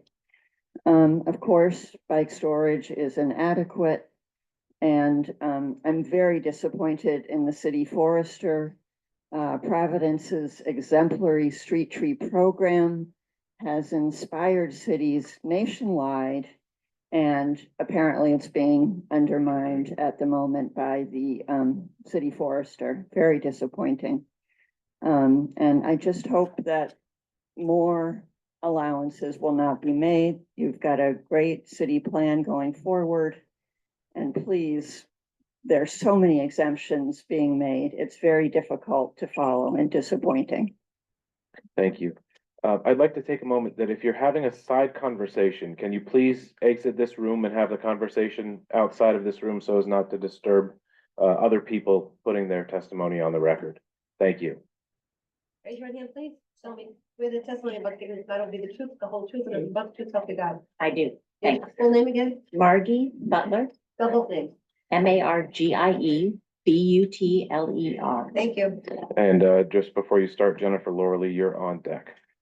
And I think my main point of coming up here is that while the people that have already spoken have really covered the bases in a detailed way and have studied this, I'm a resident. I walk by this intersection every day, and I do believe that the voice of someone who walks by and through this area needs to be heard tonight. Meredith is also a resident and brought up the common sense issue. You don't want us to talk about scale, so we have to talk about parking. So we know what's been said about this building and parking and 12 bikes, but then let's put ourselves in the neighborhood. Do you realize that when you are coming from one of the neighborhood streets to Brook or to Benefit to a stop sign, the parking has gotten so out of hand that it is dangerous to pull out. It is dangerous for all the pedestrians. We have a ton of pedestrians. We have students, and you just can't fit more into our neighborhood without planning for it. So here we are doing our planning, right? And I'm just one more voice saying, please use good judgment. Please look at these things carefully, because we want to support development. We do support development. One neighborhood building, Urbanica building, great. There's a lot of good give and take that happened with those buildings. I don't believe the process has been as efficient or in taking into consideration the neighborhood this time. So ask for careful consideration. Thank you. Jennifer Lorley, and on deck is Justin Jamal Baptista.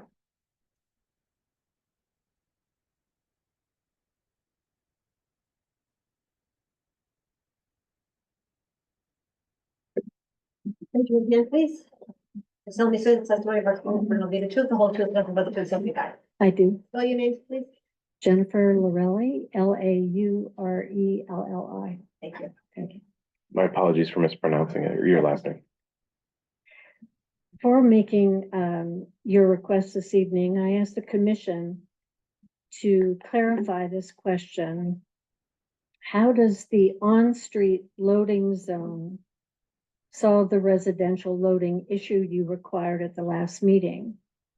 Will over 70 residential unit owners load, unload needed beds, sofas, lounge chairs, large moving boxes, bikes, etc., through the public lobby doors, through the lobby and upstairs using the lobby elevators. The few businesses that are there have a off-street loading zone. The 70 residential people have an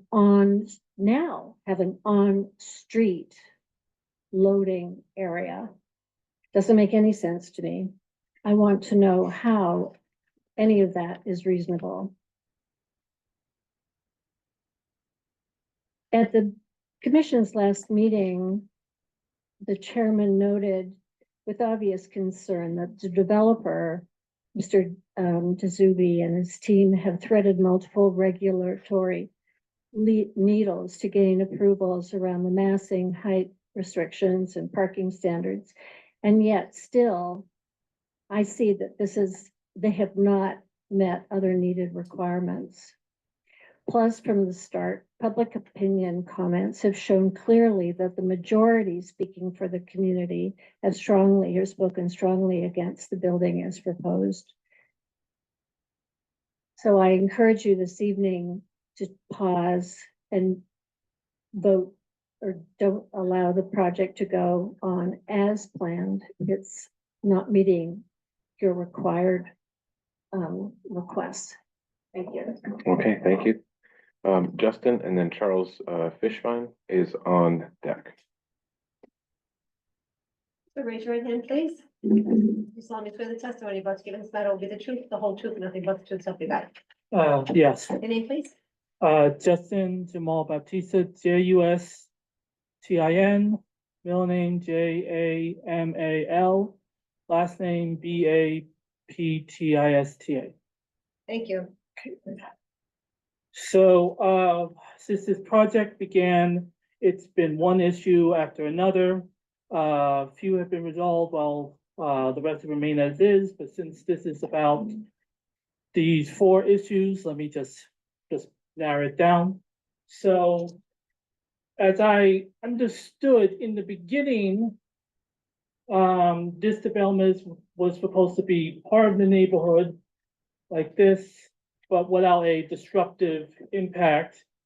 But as I understand it now, we have 3 loading docks now. One on Wickenden and one on Brook. And we have a drainage facility for the buffer on Brook Street. And we also have bikes on Ave Street onto Brook. So public way. So it's just seeming more and more like this building is becoming more of a part of it and more of a presence than was originally intended, just starting to get a little disruptive here is what I'm seeing. That's just worth noting and very odd for something that is supposed to not disrupt the neighborhood. So that's all I have to say. Thank you. Thank you. Charles, and on deck is John Woolsey.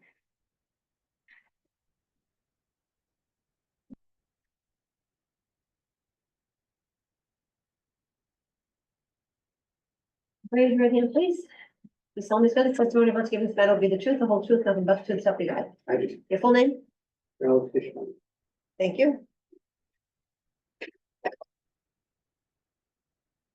Need to apologize to the commission. Last month, it was explained that the Just get closer, developer. sir. Can't hear you. I'm sorry. Last month, it was explained that the developer had systematically maneuvered through the requirements to produce a 74-unit property requiring no parking whatsoever. When I originally heard this, I was aghast. Certainly, he couldn't pull this off unless it was legal. And apparently is legal. The law says so. At least the letter of the law says so. And then it was explained Further, that the developer had maneuvered through loopholes like no one had ever seen. Threaded the needle is the term that was used to describe the skillful manipulation of the process. And if that skill is what these proceedings are all about, as if that's what it was all about, not what the spirit of the law says, not what the community deserves in ensuring its quality of life is preserved going forward, not to calculate how high the lowest point of the cellar or the basement or the first floor is, how to calculate or not how many cars will be added to the immediate destruction of the parking situation in Fox Point. How many delivery vehicles can enter and back out of a facility into Wickenden Street without hindering fire and other emergency vehicles trying to make it through the congestion, which is somehow discarded as a loophole that doesn't really count because the developer was so skillful in threading the needle. We have to look at the spirit of the law, not just the letter. Thank you. John, and then Lily Bogosian, you're on deck.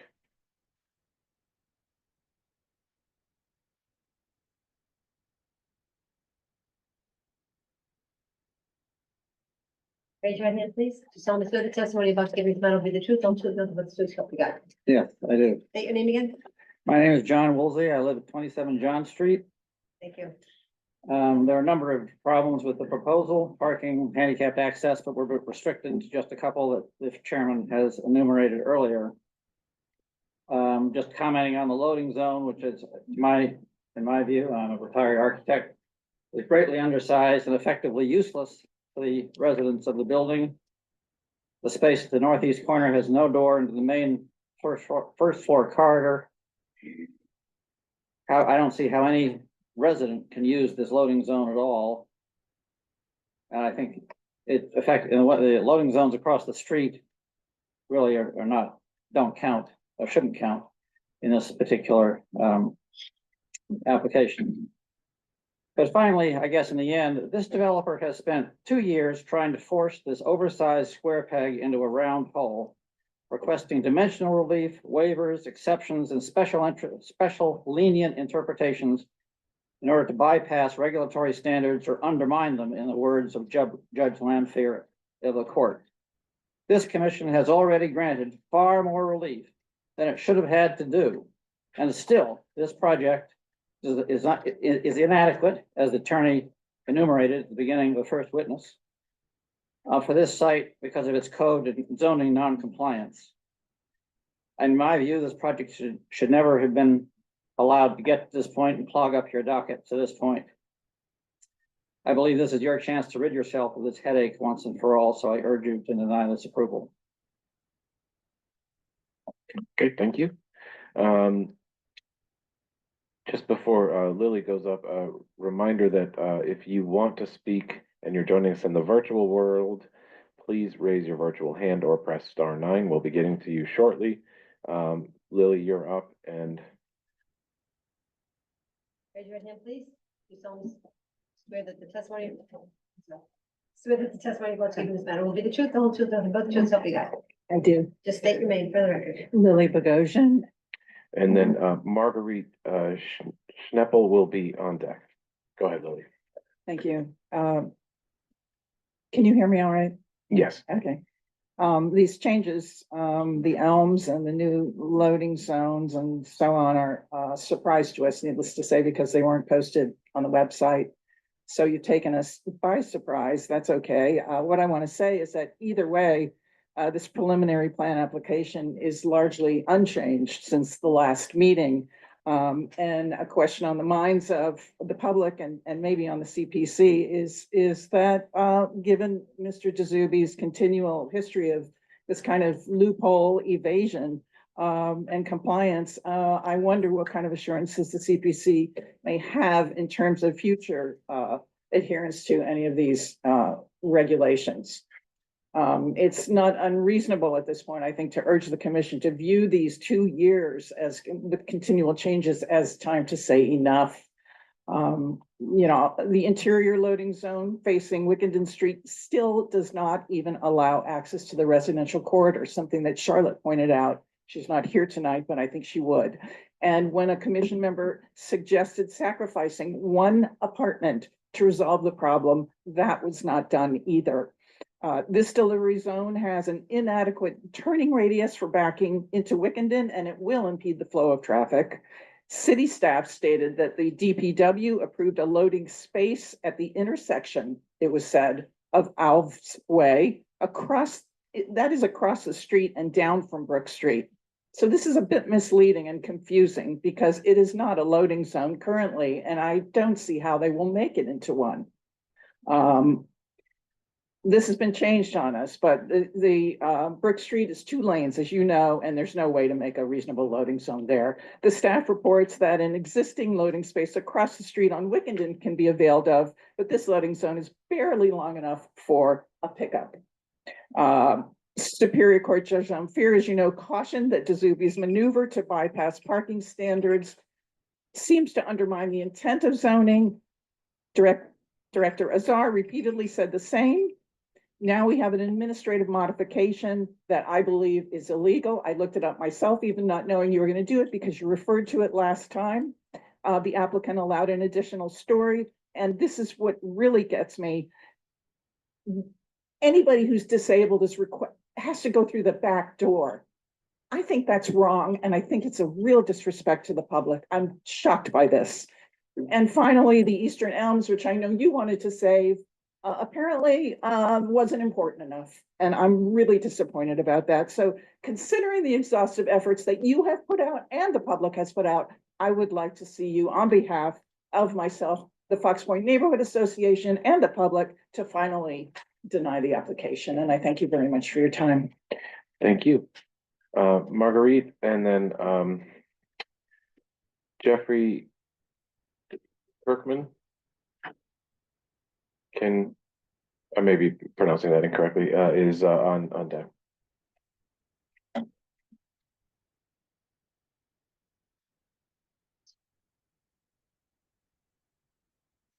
Go to the microphone, please. You raise your hand. To solemnly swear the testimony you're about to give in this matter will be the truth, the whole truth, nothing but the truth, so help you God. I do. Go right ahead. State your name, please. My name is Marguerite Schneppel. Thank you. You want to know where I live? Sure. I live at 109 Transit Street, Providence, Rhode Island, just 2 blocks back, right off Brook Street from this intersection. And I'm just here to appeal to you emotionally, really, because this is my neighborhood. And I have to say that it is so congested and so difficult to get around the corner and difficult to cross the street in this area that I can't imagine what's going to happen with a 74 unit building that's being put in this area. Thank you very much for your time. Thank you. Jeffrey, you're up. You're good? Okay. Okay. All right. That's the end of our sign-in sheet. So we'll move to the online, and then we'll go back to see if anyone else we missed. Okay, first is Sharon Steele. Ms. Steele, can you hear me? I can. Raise your right hand, please, and assuming that you are, do you solemnly swear the testimony you're about to give in this matter will be the truth, the whole truth, and nothing but the truth, so help you God? Yes, I do. You go right ahead. Thank you.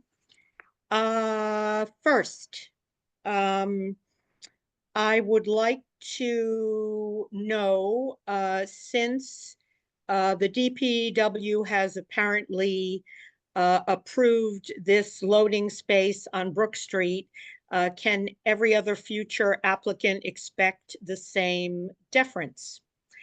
With respect to what you have said about the trees. I would like to hear from the city solicitor. How do you intend to enforce tree maintenance in perpetuity? It would seem to me that we ought to be able to review these things in writing. With respect to the fact that there is a new member of this commission at this hearing, a discussion that has ensued for 2 years. We are on the 8th iteration. I would respectfully request that this person not be allowed to vote. With respect to what I heard about the zoning official granting the administrative modification, could we please hear who that zoning official is? With respect to the parking issue, as Attorney Browning stated, the intent clearly is to avoid the parking requirement. And again, with some fast footwork, we are now where we all assumed we would never be. The loading zone continues to service rather the commercial space. How we are accepting loading zones on city streets is beyond my comprehension. And as Charlie says, after hearing Deputy Director Azar say that this applicant has threaded the smallest hole in the needle, I would submit to you this applicant has driven over all of you with a large, shall we say, very impressive 18-wheeler. Speaking as to what Charlie said, there is one thing that is called the letter of the law, another that is called the spirit of the law. And may I suggest that we have failed both? Thank you. Thank you. Next up is Vincent Scorziello. Sir. Hi, Can you hear me? Yep, yes, raise your right hand, please. Yep. Assuming that you are, do you swear the testimony about to give in this matter will be the truth, the whole truth, and nothing but the truth, help you God? I swear. Thank you very much. Go right ahead. Hi, I just want to say that it's disappointing to watch these proceedings, and as everyone's been saying, from the lawyer through to Sharon Steele, to watch the developer just kind of try to skirt the rules and get called on it here and there, but then suddenly now wave a mysterious wand and have some administrative modification that it allows a lot that's larger than 10,000 square feet to be called a lot that's 10,000 square feet. And the result will be, as everyone has said, way more cars than the neighborhood can absorb. It makes me wonder if the developer and his team of lawyers might offer up their yards and parking spaces in front of their homes for some of these cars. I doubt it. It's just disappointing, and it makes me as a citizen and business owner in the neighborhood cynical. That if you have enough money, you basically can come in and wave your wand and get what you want. That's what I have to say. I would hope you would consider that, the commissioners, when you vote. Thank you. Okay, thank you, Vincent. Next is Evan Marinsky. Good evening. Sir, can you raise your right hand, please? Assuming that you are, do you solemnly swear the testimony about to give in this matter will be the truth, the whole truth, and nothing but the truth, help you God? I do. I would just like to, sorry, go ahead. Go right ahead. I would just like to echo in opposition many of the points that have been made. As somebody that lives on Wickenden, I can tell you that those loading zones are going to create a ton of headaches. And like a lot of folks have said, basically, well, every person tonight speaking has said, it doesn't really follow the spirit of the law. There's a lot of exceptions made for this developer, and I question that. And I think there's just been a lot of cogent points which point to this not being something that should be approved. And that's all I'd like to say. Thank you for your time. Thank you. Okay, next is Nina Markov. Ma'am, raise your right hand, please, and assuming that you solemnly swear the testimony about to give in this matter will be the truth, the whole truth, nothing but the truth, so help you God. I do. Go right ahead. So I'm going to be very brief. I'm not going to repeat all the correct objections made by so many others, except to say again that we support smart development and more building of more housing in this spot and elsewhere, but this project is just way out of proportion in every way for this location, and it sets a very bad precedent. And it's the way this is all unfolded is unfortunate. Thank you. Thank you. Okay, Tom Wesley. Sir, raise your right hand, please. Yes, Do you thank solemnly you. swear I that thank the commission for their professional attentiveness to Sir, this can you project. pause for one I'll make my second? remarks very Sir? brief. I support the position of the Fox Point Neighborhood Association. I wish to add my own comments. I'm not a NIMBY. I simply wish to add to the attractiveness of our sworn in. community. You need to be sworn in, please. Oh. Yes, please. So raise your right hand, assuming that you are. Do you solemnly swear the testimony about to give in this matter will be the truth, the whole truth, nothing but the truth, so help you God? So help me God. Go right ahead. Okay, as I said, I'm not a NIMBY. I just want to add to the attractiveness of our community while recognizing the unique nature of our community. Development is okay. I live across the street from Trader Joe's. Skeptical at first, it has been a boon to the community. But this development erodes our neighborhood. Two, please hear our plea for consideration. We live here, not the developer, and likely not any of you. This project impacts our community in a negative way. And number three, I love Providence and I wish to continue to do so. Thank you for your time. Thank you. All right, is there anyone we missed inside this room that would wish to speak again on the items that were brought up today? And again, if you are joining us in the virtual world, one more call for you raising your virtual hand if you want to be heard on this agenda item. Halfway there. No, please, you're good. Go ahead, Grant. Yeah, I know. You learn that. Can you raise your right hand for me, please? Solemnly swear the testimony about to give in this matter will be the truth, the whole truth, nothing but the truth, so help you God. Thank you. Grant Bilgarian, excuse me. I've paid attention to zoning and land use essentially all my adult life. I'm an environmentalist. I divide the environment up into half a dozen different categories. Air quality, water quality, land use and zoning, energy, transportation, resource recovery, recycling. When I discovered zoning, I was very excited because I said, a tool of intelligent land use. I would like for everyone here to think in that perspective. The 1951 zoning ordinance in the city of Providence, outside, all commercial districts outside downtown, 3 stories not to exceed 45 feet. Nice human scale. At the time, Providence would have loved people building 2- and 3-story buildings. At the time, they were pretty much only building 1-story buildings if they were building any buildings at all.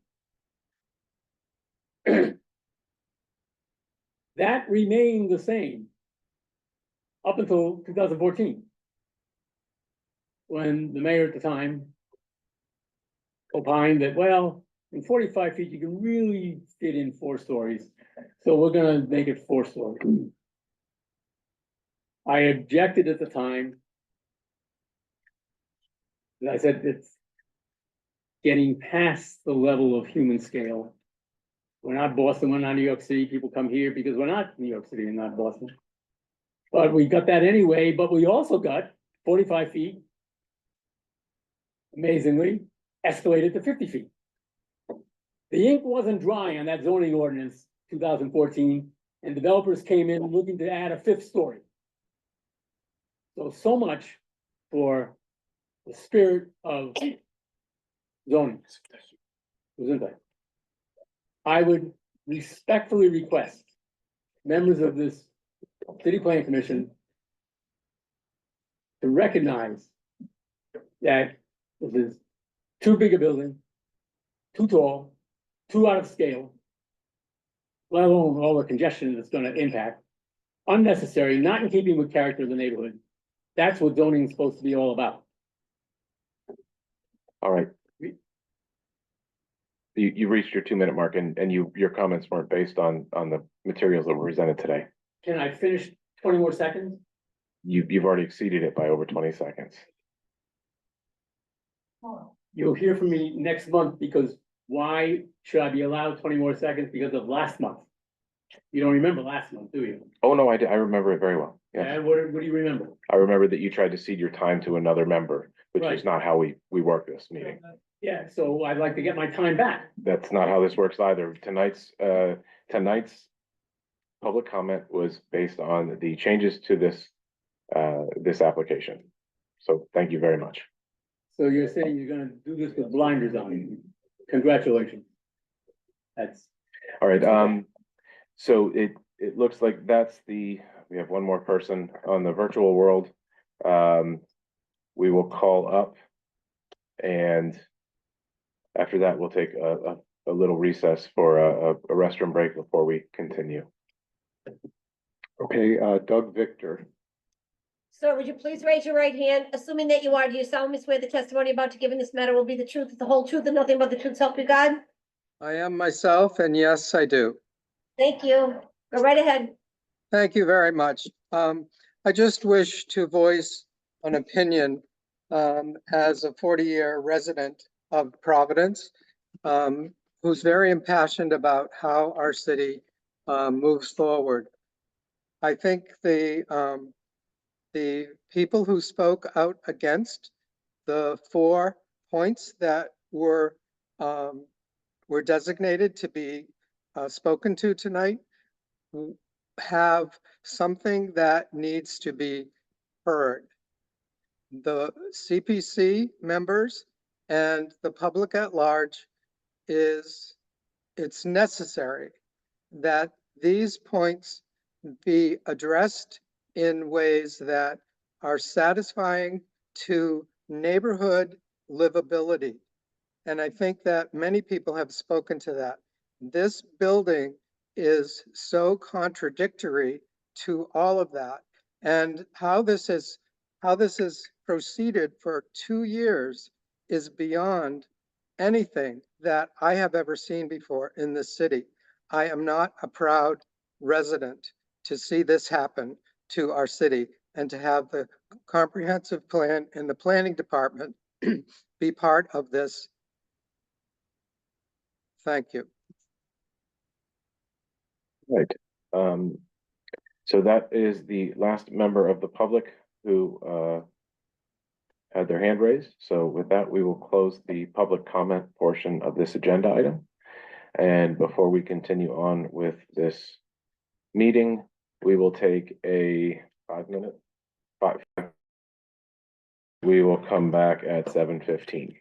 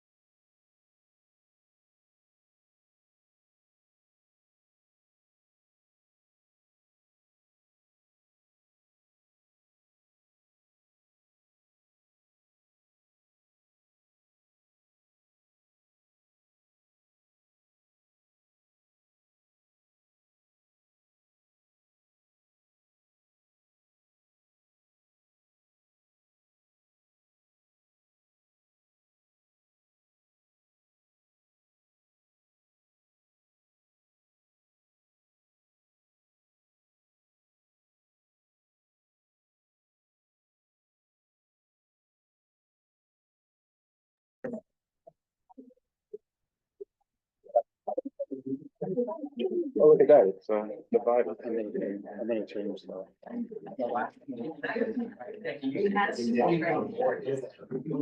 I like this because it doesn't show me at all.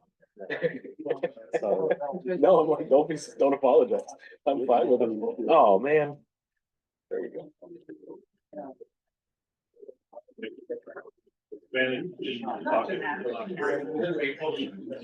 In these documents? Documents came through, translated. The wrong language. Oh, Which documents?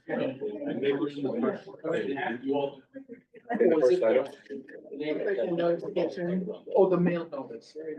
Well, all right. Yeah. Okay. For agenda item for the first, okay. All right, we will call this meeting of the City Plan Commission back to order. It is 7:17. We have closed public comment and we are now back.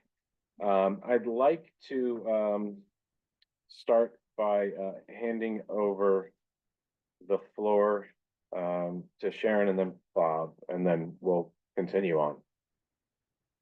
Thank you, Michael. Quickly, as the legal counsel to the commission today, a couple of things came up during public comment that I'd like to address. The zoning official has made a determination that the developer's application for a modification met the requirements of Rhode Island General Laws 45, 24, 46A, as well as Article 19, Section 1903 of the zoning ordinance, and no notice was required pursuant to 45, 24, 46B. The city's legal department supports the zoning official's interpretation of the law and the zoning ordinance. That's addressing the modification.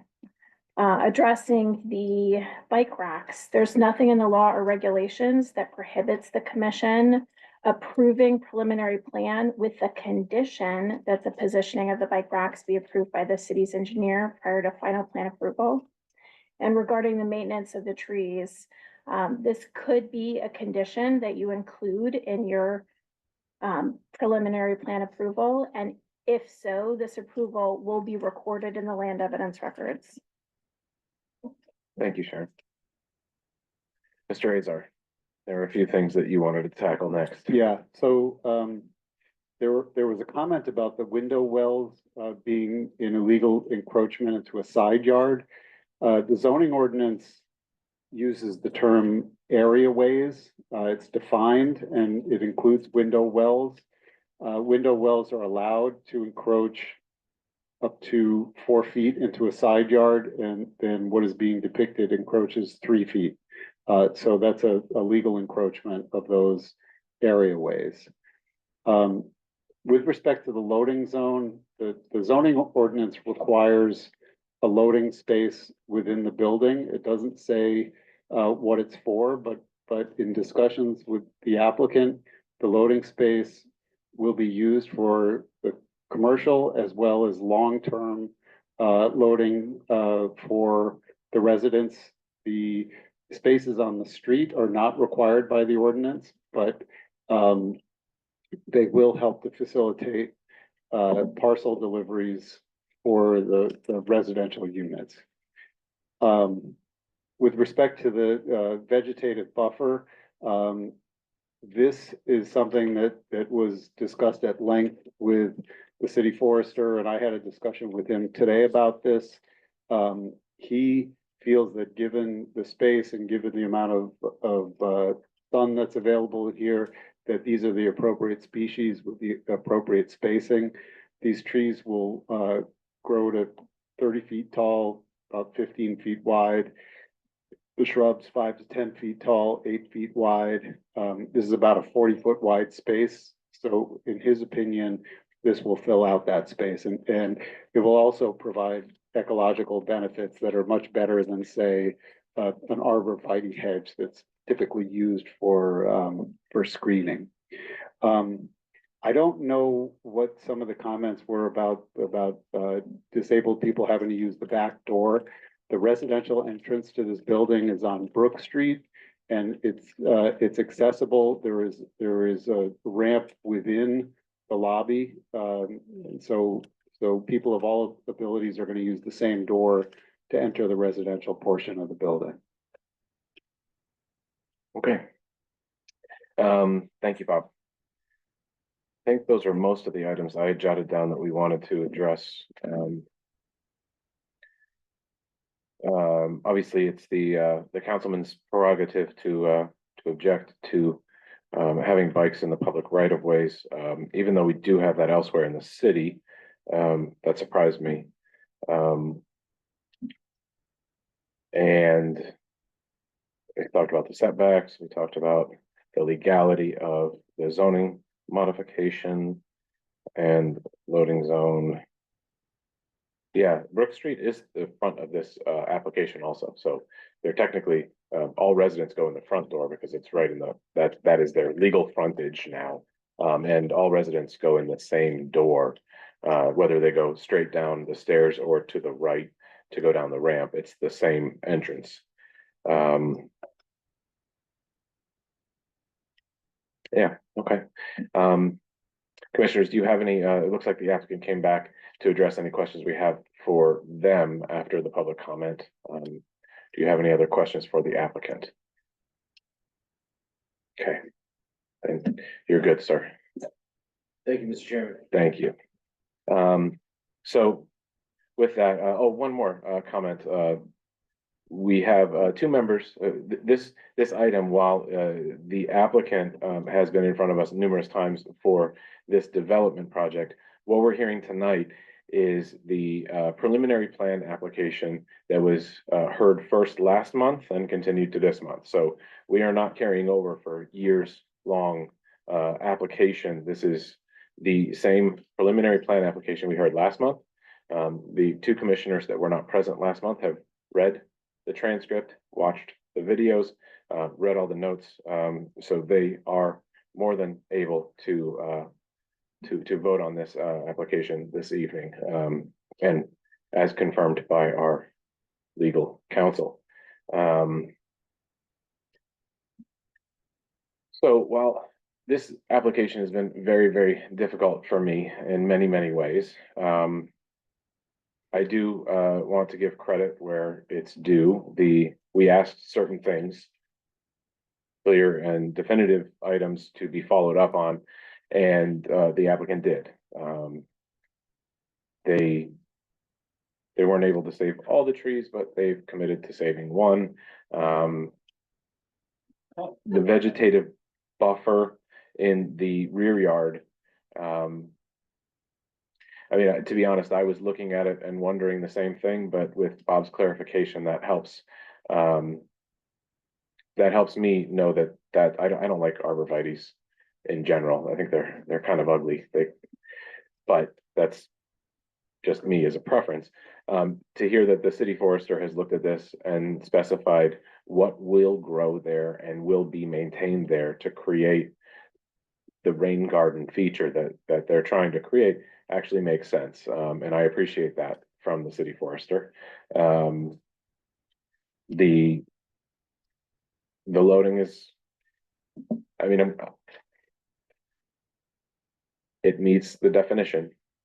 I kind of wish there was more, but it does meet the definition. And a lot of these things are difficult because people are trying to tell us that we have laws and applicants have rights, and that we should not just look at them meeting it. We should look at them and say what they should be, which is very subjective. These are black and white. They are whether you meet or whether you don't, and they're all baked into law. And obviously they could be litigated at a higher level outside of us, which they most likely will be. But for our purposes, we've heard from our solicitor, and she agrees that the modification is legal, and that takes away, I mean, to be honest, the vegetative buffer was put in because they were creating that lot, not for development. That's why it was very, very adamant that there needed to be something there. I remember that from the master plan decision. But in going through the findings that we need to make, consistency with the comprehensive plan, this obviously housing and mixed use development, that is consistent, and it states the strategies that it meets inside the staff report and in objective 1 consistency. Compliance with the zoning ordinance. They're meeting all of the zoning now. They've asked for some waivers at the master plan phase, which were granted. But now they're meeting. Unfortunately, for the opponents to this application, parking is not required for lots 10,000 square feet or under. There are 2 different ways that the applicant could have gone to do it. They started with the first way, they went to the second way. The lot is being viewed as under 10,000 square feet. They meet the landscaping requirement as evidenced by the city forester's letter, the parking, again, with a condition that the city engineer, if we were to move forward with this, actually places those bicycle parking spaces that would meet the law. The environmental impact, there is none. It's a buildable lot. And there is street access. So the conditions that we need to the findings that we need to make have been found and are stated in the staff report. We've discussed them at length. And the conditions of the master plan approval now, in my opinion, have been met. So I'm open to other commissioners' thoughts, but I do think it's time to entertain a motion on this application. Obviously, the conditions need to be as shown in the staff report, that the applicant shall be responsible for planting and maintaining of the trees. The drainage and erosion control measures shall be subject to the city engineer's approval. The applicant shall obtain the below grade encroachment permits at the permitting stage, and the location of the bike racks shall be subject to the DPW's approval. Is that DPW or engineer?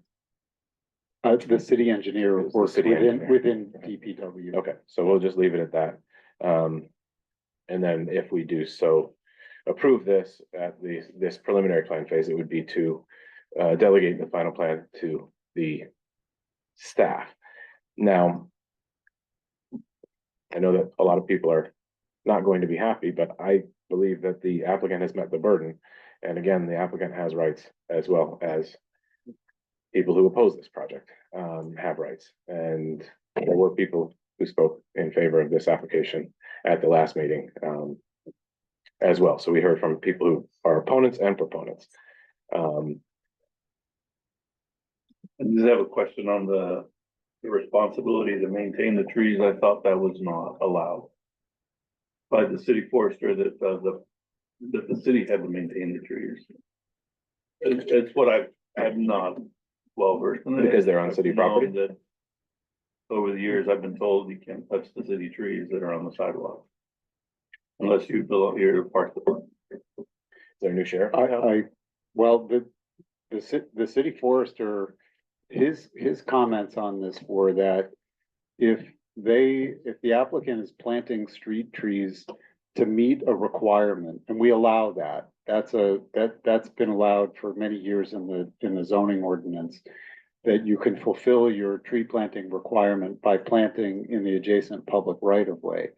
His position is that if it's a requirement of a private developer to meet the standard, then the developer should be responsible for maintaining those trees. So he's the one that wants you to impose that requirement. And I believe that he absolutely can do it. And if you do it, it will be recorded and it will be enforceable.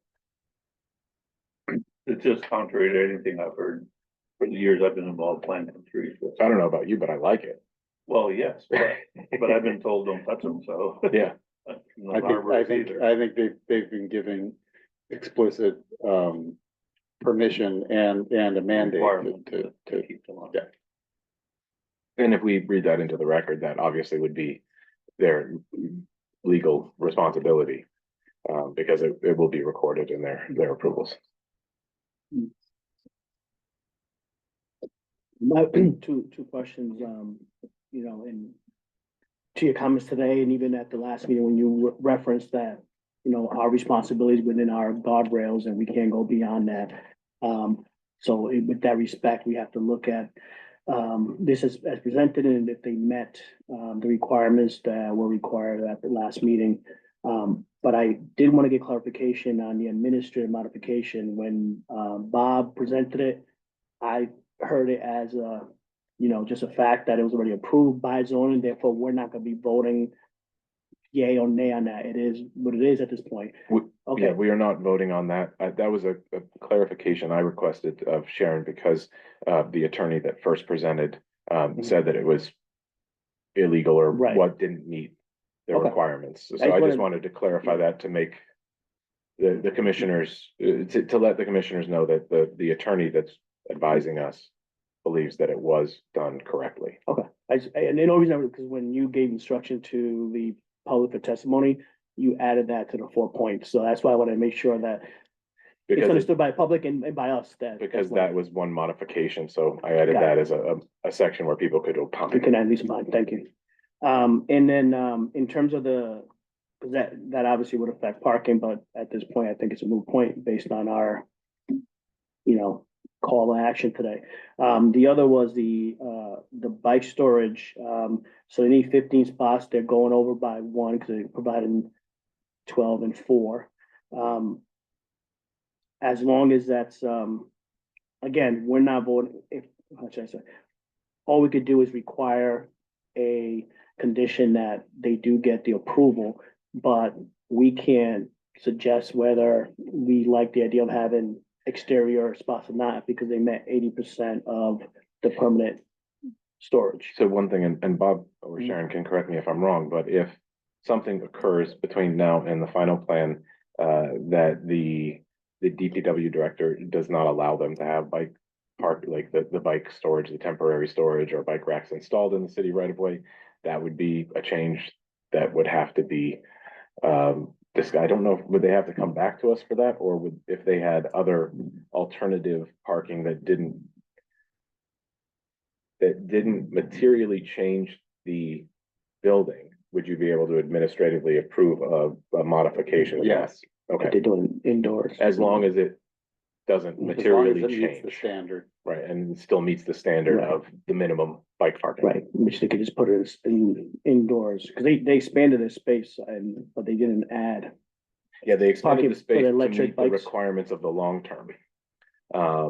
Because it didn't look like they had enough space in the last plan also. Yeah, right, and I think they also mentioned that e-bikes, I guess, take more space, so therefore they would have to expand to meet that. Okay, thank you.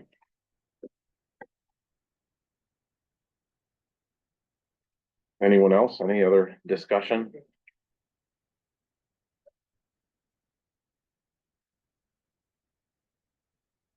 I think if that's, there's no more discussion, I think it's time to entertain a motion one way or the other.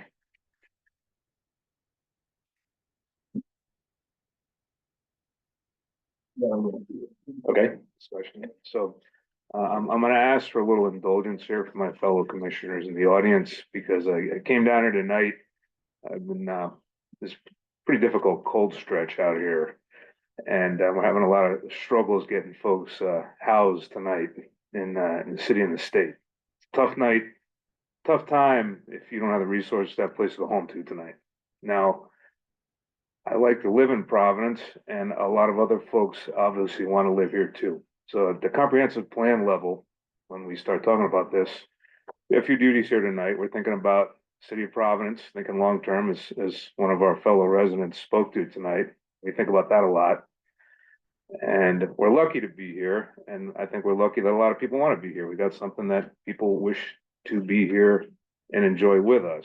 So these are the things we think about, is how we see a lot of housing pressure in the marketplace. Are we driving people away? Are we being as welcoming as we could?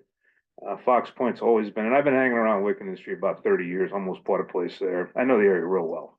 And by Wine Campus, Noodles 102 was our spot. Unfortunately, they closed down. I think we can say that if they closed down without, but you know, I've been around, should have my name on the wall at the Wickenden pub. Don't, because I lost the bet, but I contributed mightily. Okay, that's recognized.